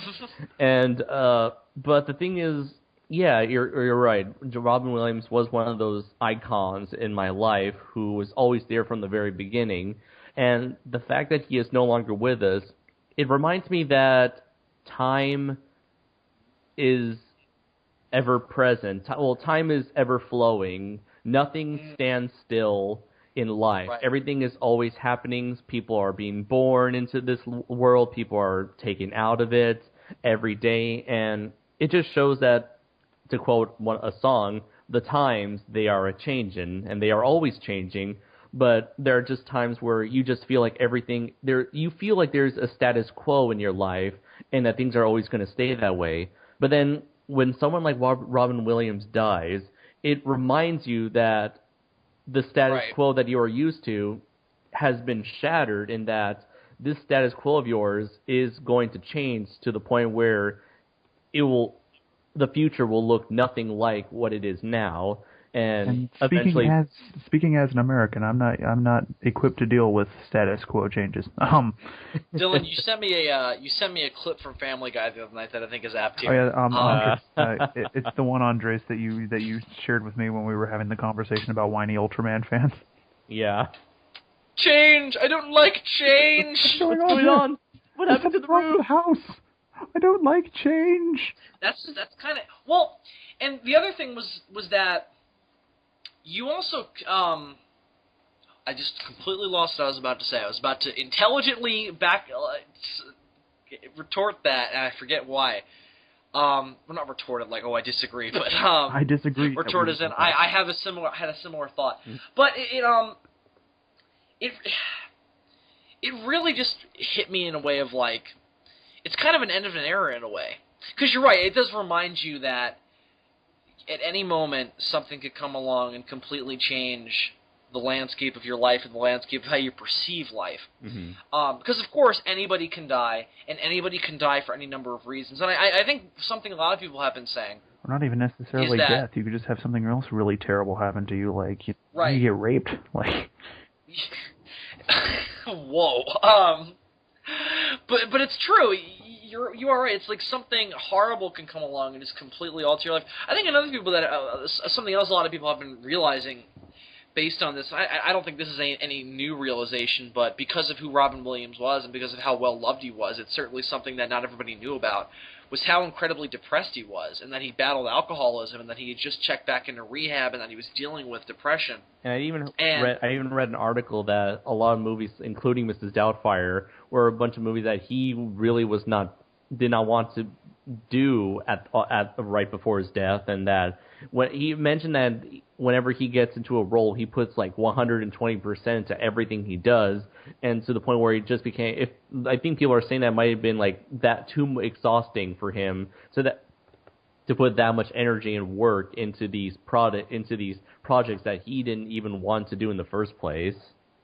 And the other thing was that he was always on in terms of being a comedian. He was never just like a straight-faced, boring, monotone interviewee. He was always on, always game for a joke, always game for a gag, always game to keep the person entertained, even if it was just the interviewer trying to be professional. And he was always game to make them and the audience entertained, even if it was off script, or off what he was supposed to be doing. And I think that part of that was, he was always trying to make the world, and make himself feel better through his comedy, despite the fact that he battled inner demons. And I think that what this has made some people realize, and again, this is nothing new, but it's definitely cemented it for some people, is that actors are people too. Mm-hmm. And everybody has their own demons. Everybody has their own complexities that we battle. No matter who they are, how much money they have, and the fact that some people still think that that's a factor sickens me. Like, I was talking to somebody who's like, how could somebody with that much money kill themselves? And I'm like, well, clearly you don't understand people, because it's not about the money. You know what I mean? Just because you have a lot of money doesn't mean that you're just happy because of it. Everybody's got problems. And I once heard a quote that I love, because it's absolutely true. When everybody throws their problems into a pot, everybody is always quickest to grab their own problems to deal with in the future. And I think that's absolutely true, and that's something that this has reminded me of as well. So, not to get serious, but I kind of wanted to get into that because mm-hmm. We talked about it, and I wanted to show that we do take stuff like this seriously, and it's not always a joke. We've done so before. I mean, what was the last person who passed away that we kind of gave our own little Uncle Phil? Time? Uncle Phil. Okay, yeah. James Avery. Yeah, during the New Year's special got pretty depressing. Yeah, dude, imagine what it's going to be like at the end of this year. I mean, we already have. Was that on the Uncle? Is that when we did Uncle Phil? Because I remember being present for the Uncle Phil conversation, and I wasn't in the New Year's special. Oh, did we not do it then? I thought that was during the New Year's thing. No, Uncle Phil died in 2014. Oh, okay. Yeah, we had a lot of people die in 2014. We had Uncle Phil, we had Egon, we had Bob Hoskins, we had... Bob Hoskins passed away this year, too. I forgot about Bob Hoskins. I forgot, too. And I just watched Roger Rabbit recently, so... it makes me want to go listen to my favorite track from that soundtrack. We had Shaggy... Valiant? We had... Yes. Yeah. We had Shaggy die, we had H.R. Geiger die. Yeah, Casey Kasem died, H.R. Geiger died. Dude. Oh my god, I forgot about H.R. Geiger, that's right. Dude, that tribute that they do on the Oscars is going to be really sad this year. It's going to be like a half hour long, They don't have, like, Barbra Streisand mucking it up. Yeah. Oh. I haven't watched the Oscars Mickey in a couple Rooney! years. Mickey Rooney died this year. The voice actor who did Commissioner Gordon from Batman TAS. He died this year, too. Oh my god! He's dead? Yeah. Commissioner Gordon is dead. Commissioner Gordon is dead. That's the definitive Gordon for me. See, wait, to completely change gears, and just because you reminded me of this. Did he also do... Did I tell you that? Mm-hmm. Go ahead. I'm wondering if that same voice actor was also did Mr. Freeze. I think... Let's see... No, Mr. Freeze was somebody else, but he died recently too. Better, I'd say it was Corey Burton. He's still alive, thank God. Yeah. Corey Burton is still alive. I want him to play Brainiac in a movie. I want him to live forever. His work will be immortal because he's been and done everything. But to change gears to a little bit more of a positive thing. Not that this isn't positive, but it's certainly not happy. To change to more of a cool thing. Guess who was a narrator on Shark Week this week? Who was Morgan a narrator Freeman? on Shark Week this week? Kevin Conroy. Oh yeah, you mentioned it on Facebook. I was like, I have so not been into Shark Week this week. I'm gonna review Shark Week because I'm a big Shark Week fan. Are you gonna bring up the controversy with the interviewees? I don't want to be here. Oh, yes, about the thing of, like, they thought they were being interviewed for a real shark thing, and they were being interviewed for a fucking mockumentary. Is that what you're talking about? Yeah. Shouldn't you one of these years just do a Shark Week palooza? That'd be fucking infinite. Because they do 2 a night for 7 days a week. Well, that's the thing. Okay, let me review Shark Week briefly. I hated the last 2 years of Shark Week. Because the year before last year was too short. It ended on Wednesday. And I was like, are you fucking kidding me? That's not a week. That's 4 days. And they didn't even do the thing of like this year, they went back to classic Shark Week. It was 7 days, regardless of whether or not there was a special every night. It was just 24 hours of shark shows. That's what Shark Week is. That's how it should be. And most of the documentaries were pretty good. Most of them were normal, tag a shark, go down, look for sharks that nobody has really caught on camera type of documentaries. All those were great. They did the normal shark attack stuff, which, some people have a problem with because it's like, oh, it's supposed to be celebrating sharks and the conservation of sharks, and they get into shark attacks. I think that it helps in the education. I don't mind the shark attack stuff. I don't think there's any good to be gained from denying the fact that occasionally a shark bites a person. Well, also, it's no good to deny it and then also not explain why it happens. Yeah, you can't just ignore the fact that yes, that does happen from time to time, however rare it may be. It's they're stories of human triumph in a way. So those are always good. Like that girl who lost an arm and kept on surfing. Soul surfer. Well, but also it's important because some of the people who are major shark scientists started out as shark attack survivors. I mean, the most famous one is Rodney Fox, who became a major shark conservationist after he was attacked in the 60s by a great white. If I were ever attacked by a shark, I would probably take it personally and want to wipe them all off the face of the earth. That's what he says, but then most of these people you see, I don't know if this is always the case, I doubt it. But a lot of these people are like, you really realize how small you are in the world and how much the fact that it happened is your fault. Yeah, and that realization would make me angrier, thus prompting me to try and wipe off the face of the earth. You're like, who's the dominant species now, motherfucker? Well, apparently we are, because we kill like 1 million times more of them than they do us. Yeah. So what you're saying is we're winning. Okay, good. Pretty much, we're winning the war. Winning. But anyway, so I was really happy about that. 7 days, most of them were good, except for the fucking first one. The first one can suck my dick. They did that fucking Megalodon shit again, and it's bullshit, and I hate it. So last year, Shark Week Tell us how you really feel. Last year, Shark Week opened with, they premiered with a documentary called Megalodon, The Monster Shark Lives. And I caught it, I started watching it in the middle of it. Okay? And I'm watching it and I'm like, well, they've done documentaries about megalodons before, and Shark Week has explored the possibility of some theories that some people still think they're out there somewhere and they're living in the depths of the sea, whatever. They've never really taken it very seriously, but they've touched on it. And, of course, they've done documentaries about prehistoric sharks, like the Megalodon. So I'm watching this thing, and I see they show, they're talking about, oh, the Megalodon is still out there. There's evidence to support that it's still out there. And they show this picture of a whale that's been bitten in half. And I'm like, that looks so photoshopped. And I'm Googling it. I'm like, is this supposed to be fake? And I'm looking, and I couldn't find anything. So it finishes airing, and there was nothing like... Did you guys see the mermaid documentary on Animal Planet a couple of years back? It was called Mermaid, The Body Was Found. I didn't see it, but I've heard of it. It's bullshit, but it's fascinating, because they do this thing. They do what they should do. If you're going to do a mockumentary, you have to do it where... Make it interesting. Just don't make it bullshit. If you're going to take something that doesn't exist and pretend like it exists, do something with it. And that's what that documentary did. My favorite example is the dragon one. Dragon one's great too. Yeah.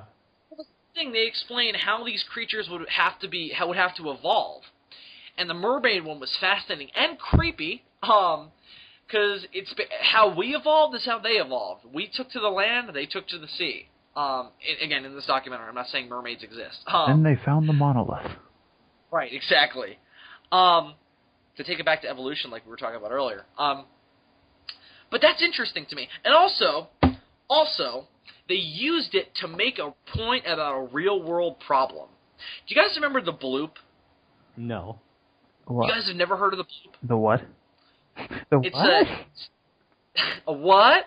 It was a cryptozoological phenomenon. Well, it's not really cryptozoological because it happened, but the cryptozoology comes in as interpreting what it is. In 1997, there was a sound recording picked up off of the coast of South America, I think. I take it sounded like a bloop. Well, that's it. It was just a little quick boop. But here's why it was such a big deal. It was recorded by a high-tech Navy sound recording that was supposed to be used during the Cold War to pick up Russian submarines, and it picked up this thing.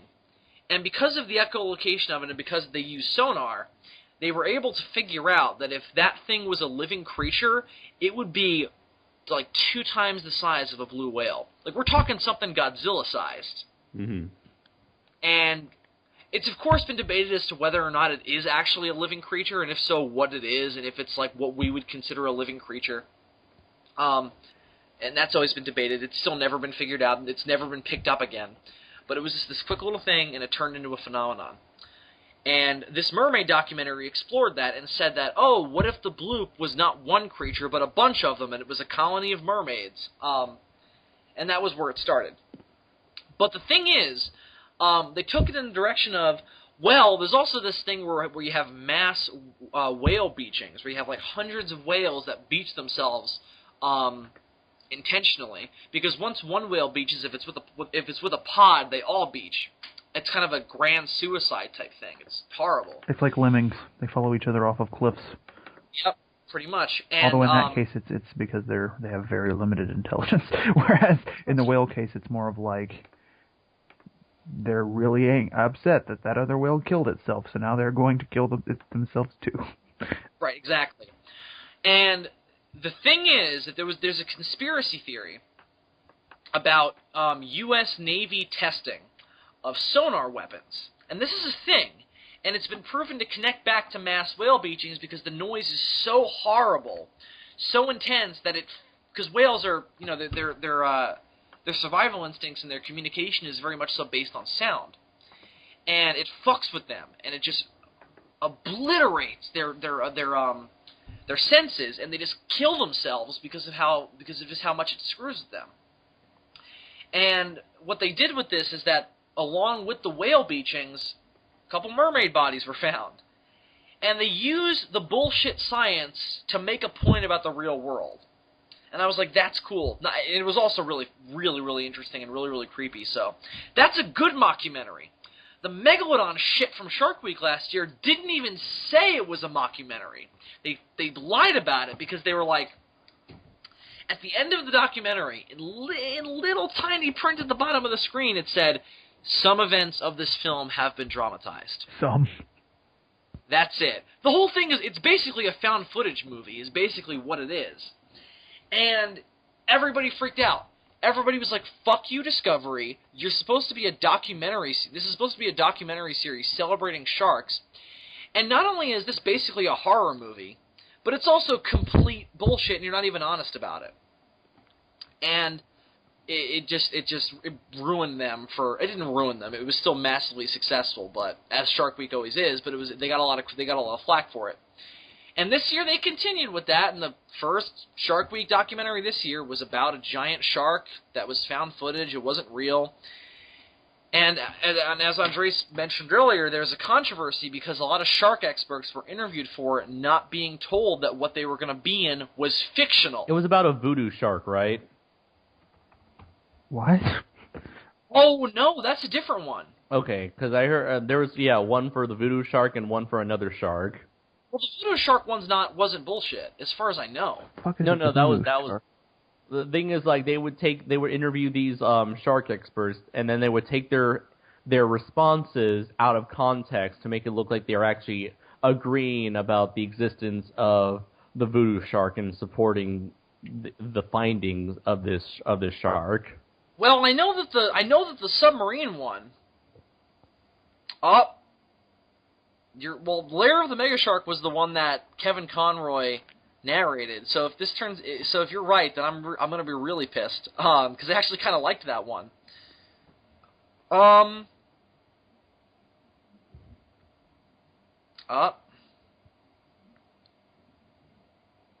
What? Hang on, I'm just reading an article. Oh. Lair of the Mega Shark might be totally real in another world in a vastly different dimension. Might be reality. real. Let's just say I have my doubts.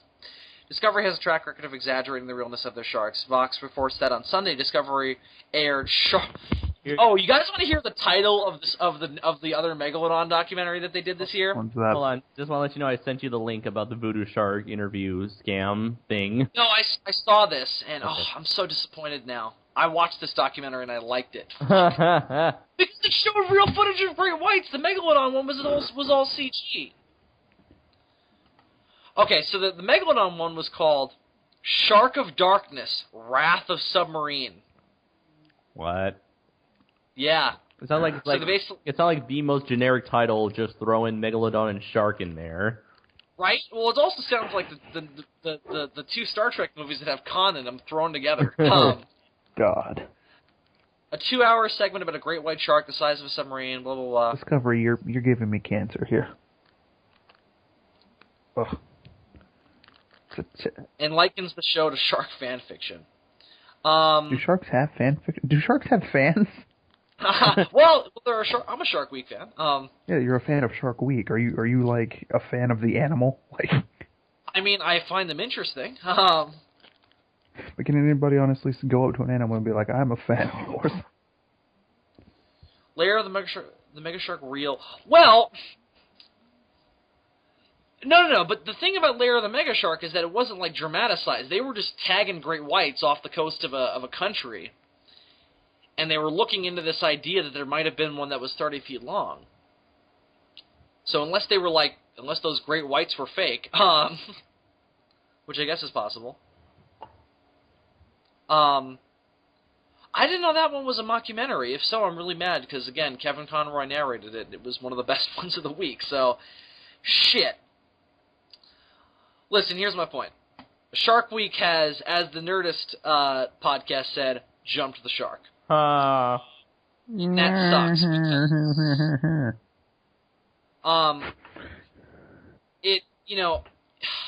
Shark Week was something I grew up with. It really got me interested in sharks and the ocean, and they've definitely lost their path. I mean, now they've got some after show live fucking Conan ripoff with Shark After Dark. Oh God.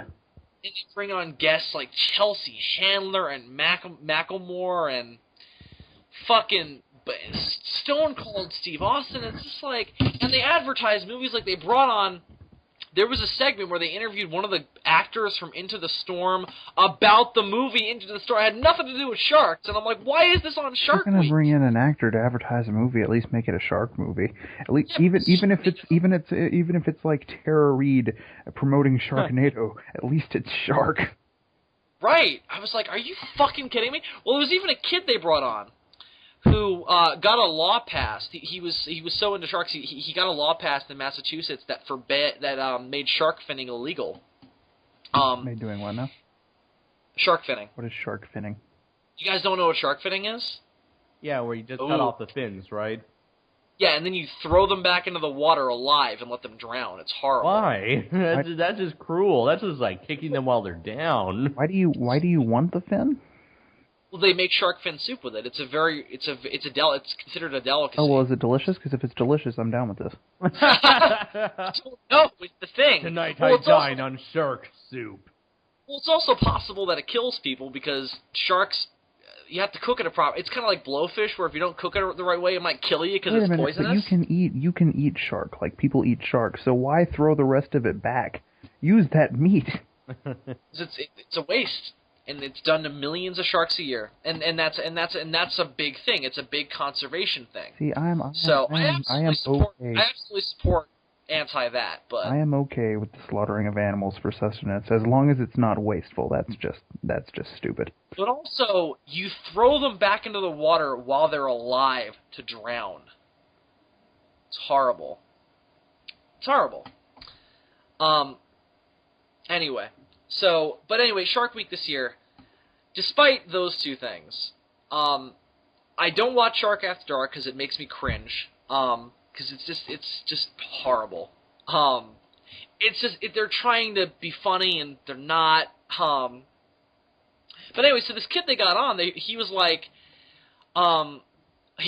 he was on at the same time as the guy who was being interviewed for Into the Storm, and he cracked me up because I liked this kid because he was like, "Oh, are you one of the actors in Sharknado?" Because he thought that since they were talking about Into the Storm, and they were talking about storms on a shark show, he thought that he was from Sharknado, and he was like, "I don't like Sharknado." And the interviewer was like, "Why?" And he goes, "Because in the trailer there was a shot of a guy chainsawing a shark in half, and I didn't like that." And I was like, "I'm with that kid." But that scene was awesome. I just thought it was funny that he thought that guy was from Sharknado. Anyway, so Shark Week this year. At least it was 7 days. At least some of the documentaries were good. I loved the one about the alien sharks, the ones that are down in the depths. That nobody's seen captured alive because they live down so deep. You mean the goblin shark? Stuff like that, yeah, but there's even weirder stuff down there. So that's all great, but Shark After Dark and and the Megalodon stuff, it's like, come on, man, you don't need that. I guess it's just become so commercialized, where it's just... That's the thing. It's become crazy popular, and they feel like in order to keep up with the popularity, they've got to make it more like mainstream, and it's like, well, no, just make it what it is, and people will either watch it or they won't. Don't try and become something you're not in the first place. Excuse me. As it is, Discovery is becoming more of like a reality show network anyway, so it's just sad. Got shit like fucking, Gold Diggers, Bering Sea, they've got like Tickle. I don't know if that's still on, but that was a thing that was on a couple years ago. I mean, heck, it seemed like all of the educational shows like National Geographic and Travel Channel and Discovery Channel, the Learning Channel, they've all just succumbed to the whole reality TV, pander to the lowest common denominator sort of thing. I mean, for God's sakes, Honey Boo Boo is on the Learning Channel. A&E, Arts and Entertainment. Have you ever watched TLC these days? Nothing on it teaches you anything. Oh, and then there's the History Channel. Remember when the History Channel had history on it? Yeah, no, it's fucking. Now I'm just saying. No, I'm not saying it's aliens, but I'm pretty much saying it's aliens. Yeah, you know what? Pawn Stars isn't that bad because you learn some history on there. Ancient Aliens is complete and utter bullshit. But again, if it wasn't on History Channel, it'd be kind of interesting. But as complete bullshit, but it'd be kind of interesting. But I don't know. Oh, I love the one guy that's always on there with the crazy hair, just because he looks amazing. Yeah. But just to wrap up on Shark Week, I'm glad it was 7 days. I'm glad they had some good documentaries in there. But that and also, they've become obsessed with making sure the word Jaws is in as many titles as possible. So it's like, I Escaped Jaws, or Spawn of Jaws, or Jaws Strikes Back. And it's like, these aren't monster movies, they're shark documentaries. Spawn of Jaws? That is the greatest title ever. Well, it's about great whites giving birth, and it's like, that's a real scientific phenomenon. We don't know where and how great whites give birth. So, that's a real scientific phenomenon. They're like, oh, let's turn it into a monster movie. It's like, well, fuck you. It's infuriating. Again, it had its moments. It was better this week, but still not what it used to be. And I was really disappointed. They either need to go back to the drawing board or just stop, because it's getting ridiculous. Mm-hmm. Why not Octopus Week? Whale Week. Teach me more about octopi. Well, other channels have tried to compete and like come up with their own version of Shark Week. Like National Geographic has Big Cat Week, and it's like it's not as catchy. No. So, yep. Anyway, so thanks for indulging me about my Shark Week rant. We're almost done here. So, do either of you guys have anything to announce? So I got a couple things. We'll save those for the end. Well, I pretty much finally uploaded the latest episode of Shoe Watch Super Dynamic Ultra Force Go, and it's just David and I in this episode. We recorded last month before I was able to completely fix my laptop, and so E3 was just a couple weeks ago when we recorded. So we spent a good chunk of the episode talking about upcoming video games that we're interested in. We also talk about both crazy stories that happen at both of our jobs, as well as we go into discussion as to why the Showa continuity makes no sense whatsoever. Indeed. Dylan, anything? I mean, sooner or later, I've got to get that episode of Kaiju Spotlight up because it's getting a tad ridiculous. I mean, it's been 4 months. So look out for that. Hopefully soon. And then other than that, for me, just Odyssey is coming, and then we're gonna hopefully get that up in the next week or so. The first issue of that, and I'm on DFOS every week, so. Be sure to check out DFOS to hear Dylan's southern accent go wild. That's how I'm going to pitch DFOS from now on. It's Dylan's accent gone wild. It does happen occasionally. Oh. It does. Sometimes you fake a British accent, like in episode 16 of SOS. What is that? I faked a British accent in episode 16? Yeah. At the end, you were like, guys, did he just shit himself? Oh, yeah, and I don't even know why. It was so weird. It's so weird. There were a lot of things about that episode that were weird. Why we never intended to release it until Z fucked me over. Fuck you, Z. I keep forgetting that we've already done the 1 year, and so they've already seen that sketch. Yep. Fuck you, Z. I hate you. I'm still not going to do the Godzilla gang, so blow me. He would be he'd probably like to. He would be happy. He'd like to do that. So you know what, Z? You don't get to blow me now. Fuck you. He's like, oh. Anyway. Do do do. He's like, God damn it. Oh shucks. Oh shucks. I got a bunch of announcements, and I'll get them out rapid fire because I've talked about them in other places, and some of them. Well, actually, most of them have probably gone up already, but I'll announce them here just so I remind myself. Has already gone up a couple things that of big videos that I want to make sure everybody gets the chance to watch. Of course, the first episode of our new SOS Network series, SOS Interview, where we interviewed the one and only Chris Mowry of the writer of Godzilla Rulers of Earth. That fantastic interview should have already gone up, so if you haven't already checked that out, be sure to check that out. Of course, Dylan and Andreas joined me on that to talk to Mr. Mowry. We got some great information about the series on him, including an origin for Gigan, which was cool. So be sure to check that out just for that. Right. If nothing else. Although that wasn't so much information about ROE as it was information of like what Mowry's own origin for Gigan is. Not that Gigan that's like Gigan's definitive origin, but if he said he pitched a Gigan origin and they said no, but that's what he wanted to do.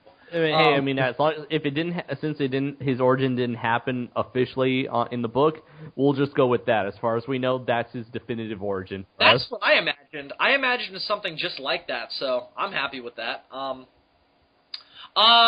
We also have our review of Godzilla Rulers of Earth Volume 3. That's also up. That's also with Dylan and Andreas. That's up by now, so you can check that out.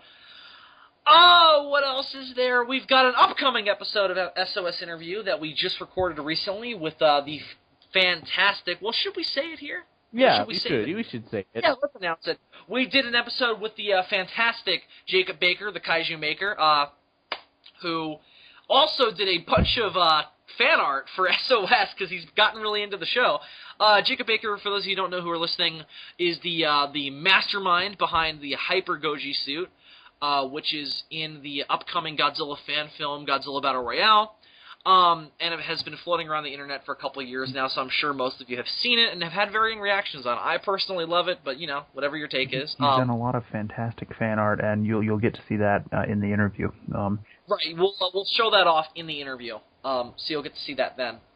You'll get to see all his concept art for our for our kaiju. He did Musla, he did Polaris, Orkinus, Mecha Musla, or Robo Musla. Excuse me. Everybody makes that mistake. So even us, who we came up with it, we're like Robo.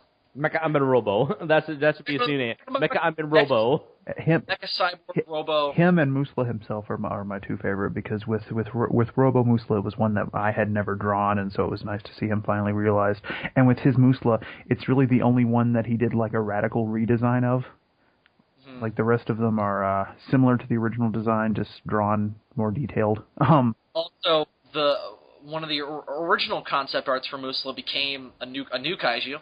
Yes, which I think we talk about in the did we? So yeah, so you'll have to listen to the interview to hear that. So be sure to check that out for a new SOS Universe kaiju. Which we're planning on bringing out more of those anyway. We need more kaiju. Yeah, we got to hold on. We have one from this episode, Throg. Throg, Obeast. Throg the Frog, yes. Yes, Throg the Frog, half turtle, half frog, all monster. So that's coming up, so be sure to check that out and also just to hear how somebody who actually makes kaiju suits, how it happens. So for all you kaiju fans out there, be sure to listen to it to hear the magic behind that. He also gave us some fascinating insight into Battle Royale. Indeed. That was Dylan, Andres, Adam, and I, so be sure to look out for that coming within the next few weeks. So we got that. We got, of course, as always, be sure to like the Sons of Serizawa Network homepage on Facebook. Be sure to follow all of our SOS shows, including the new SOS interview. Of course, you've got the classics, you've got DFOS, you've got Shoewatch, and, of course, the one you're listening to right now, the Sons of Serizawa podcast. I will also announce, since it's coming up in a few weeks, Gamera-Palooza, which I will be doing, as the sequel to Godzilla-Palooza, where I will be reviewing all of the Gamera films in all of their varying amounts of quality glory. All of the Gamera films. All of the Gamera films. I am literally just waiting on my box set of 11 of the 12 Gamera movies to come in the mail, and I'll start working on those. But those are not going to be like Godzilla-Palooza, where I make one, put it up, make one, put it up. I'm going to make those all and then put them up, so that way I don't have to be, like, killing myself to get those up, like ended up happening with Godzilla-Palooza.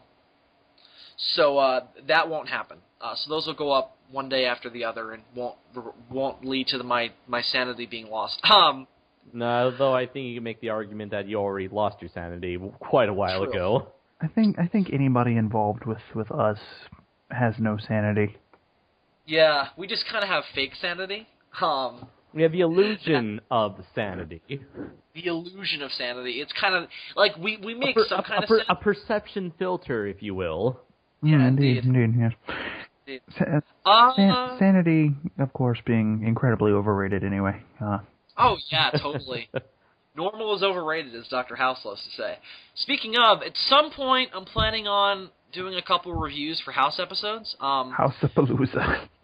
No, it's not going to be like that. It's going to be more of like whenever I feel like it, I'll review an episode of House. House-a-rama, that's not bad. So I'm putting that on the back burner right now so I can get Gamera-Palooza up. So those will come at some point, though. Those will be shorter things anyway, so look out for that. And by shorter, I mean they'll be 20 minutes. There'll be a House of Bonanza. House of Bonanza. I'm not sure what I'm going to call those yet. So House of Bonanza. If anybody's got any workable title suggestions, leave those in the comments and I'll think about it. I think that's it. No, but you call the series, it's the House. It's the House. Oh, that's not bad. No, it's horrible. Also, I think that's it, boys. Am I missing anything? We've got a big announcement coming up in a few weeks, but we're not going to talk about that yet. We do? We do. Oh, okay. Oh, yes. Yes, we have something that we're going to announce at some point. When we have more details about it ourselves. We just don't know enough about it. Like, it's so big, even we don't know what it is. Yeah, we know what it is. We just don't know the fine details yet, so we kind of want to hold off on announcing it until we have everything hammered out. Right, I would like to know that what we're announcing is plausible, because we have a bad habit of announcing things and then not doing them. But something this big, I want to make sure we're we've got it's got to be ironed out before we announce it. Precisely. I think we did that with the G-Fest road trip too, where we hammered out the details before we actually announced that we were. And that went swimmingly. So. And exactly. So I want this to be like that. So we have a big announcement coming up. I'm going to say realistically, given that this is a bi-weekly podcast, I am going to say that in a month's time we will give its grand reveal of what it is, why, all the who, what's, where's, why's, how's, and when's will be given out to you folks in plenty of time beforehand, so that way you'll be able to join us for this big thing. It's Hasbro's greatest thing ever. No, Indeed. So we'll announce that in a couple weeks, but I just wanted to tease it here a little bit. So aside from that, I think that's going to do it for this week's episode of Before long, we'll have a 1-year anniversary on DFOS. Woo! Yeah, that's coming up in about 2 months, so we'll announce that as it's coming. And I guess Shoe Watch wouldn't be long after that either, right, Andres? Well, let's see. Let me just check when the first episode came out. Yeah, it must be hard to keep track. When did you start doing that show? Because it was a while after we started SOS Bill, because remember we kept pressuring Andres. We were like, you should do one. And then he did one. Oh, yeah. Well, January 13th, 2014. Oh, okay, so it's not that far off. No, it's pretty far off. Yeah, it's about half a year. Yeah, we have like 4 months to go. No, 5 months to go. You get like 2 episodes up in between then? Kidding. Yeah, probably. I'm kidding. I'm not far off. I'm not criticizing. Kaiju Spotlight certainly doesn't have a regular schedule. Not that we should criticize you for not getting things up on time, indeed. No. But SOS 1 year anniversary. Nobody here can cast that stone. No, nobody. We're all failures. This is why we're not professionals, people. No, we pretend to be. We try our best, but we ultimately fail. I mean, you got people like Andre from Black Nerd Comedy or Jeremy Johns, or Chris Stuckman. They're always putting out like constant. They get companies to be like, hey, do you want to come to see our movie early because we value your opinion that much? Nah, we don't have that. Nope. We don't even have Audible.com as our sponsor. And they sponsor everybody. Yeah, I've been seeing Audible.com everywhere now. Jay Witz, JonTron. Bill, we did get that. We actually did get that recently with a prolific fan film. So that's a step in the right direction, right? Oh, that's true. We did get that recently, but that we'll save that for the interview, the upcoming interview with Jacob Baker. Indeed. I'm just saying we did see. I guess so. Fair enough. True. All right. So we did, and I guess we do have connections based on this big announcement that we're going to come up that we're going to say in a few weeks. But anyway, we're not professional yet, but we're getting there. We're getting there. We're getting 1 year later, and we're baby steps. You got to walk before you can run. Anyway, so I think that's going to do it for this week's episode of the Sons of Serizawa podcast. Until next time, I'm Bill Worcester, a.k.a. Zazubaar. I'm Super DM64. And I'm Andres Perez, a.k.a. Kaiju Noir. And ladies and gentlemen, that's exactly the way it's been. It's been that way for 1 year now because, of course, the science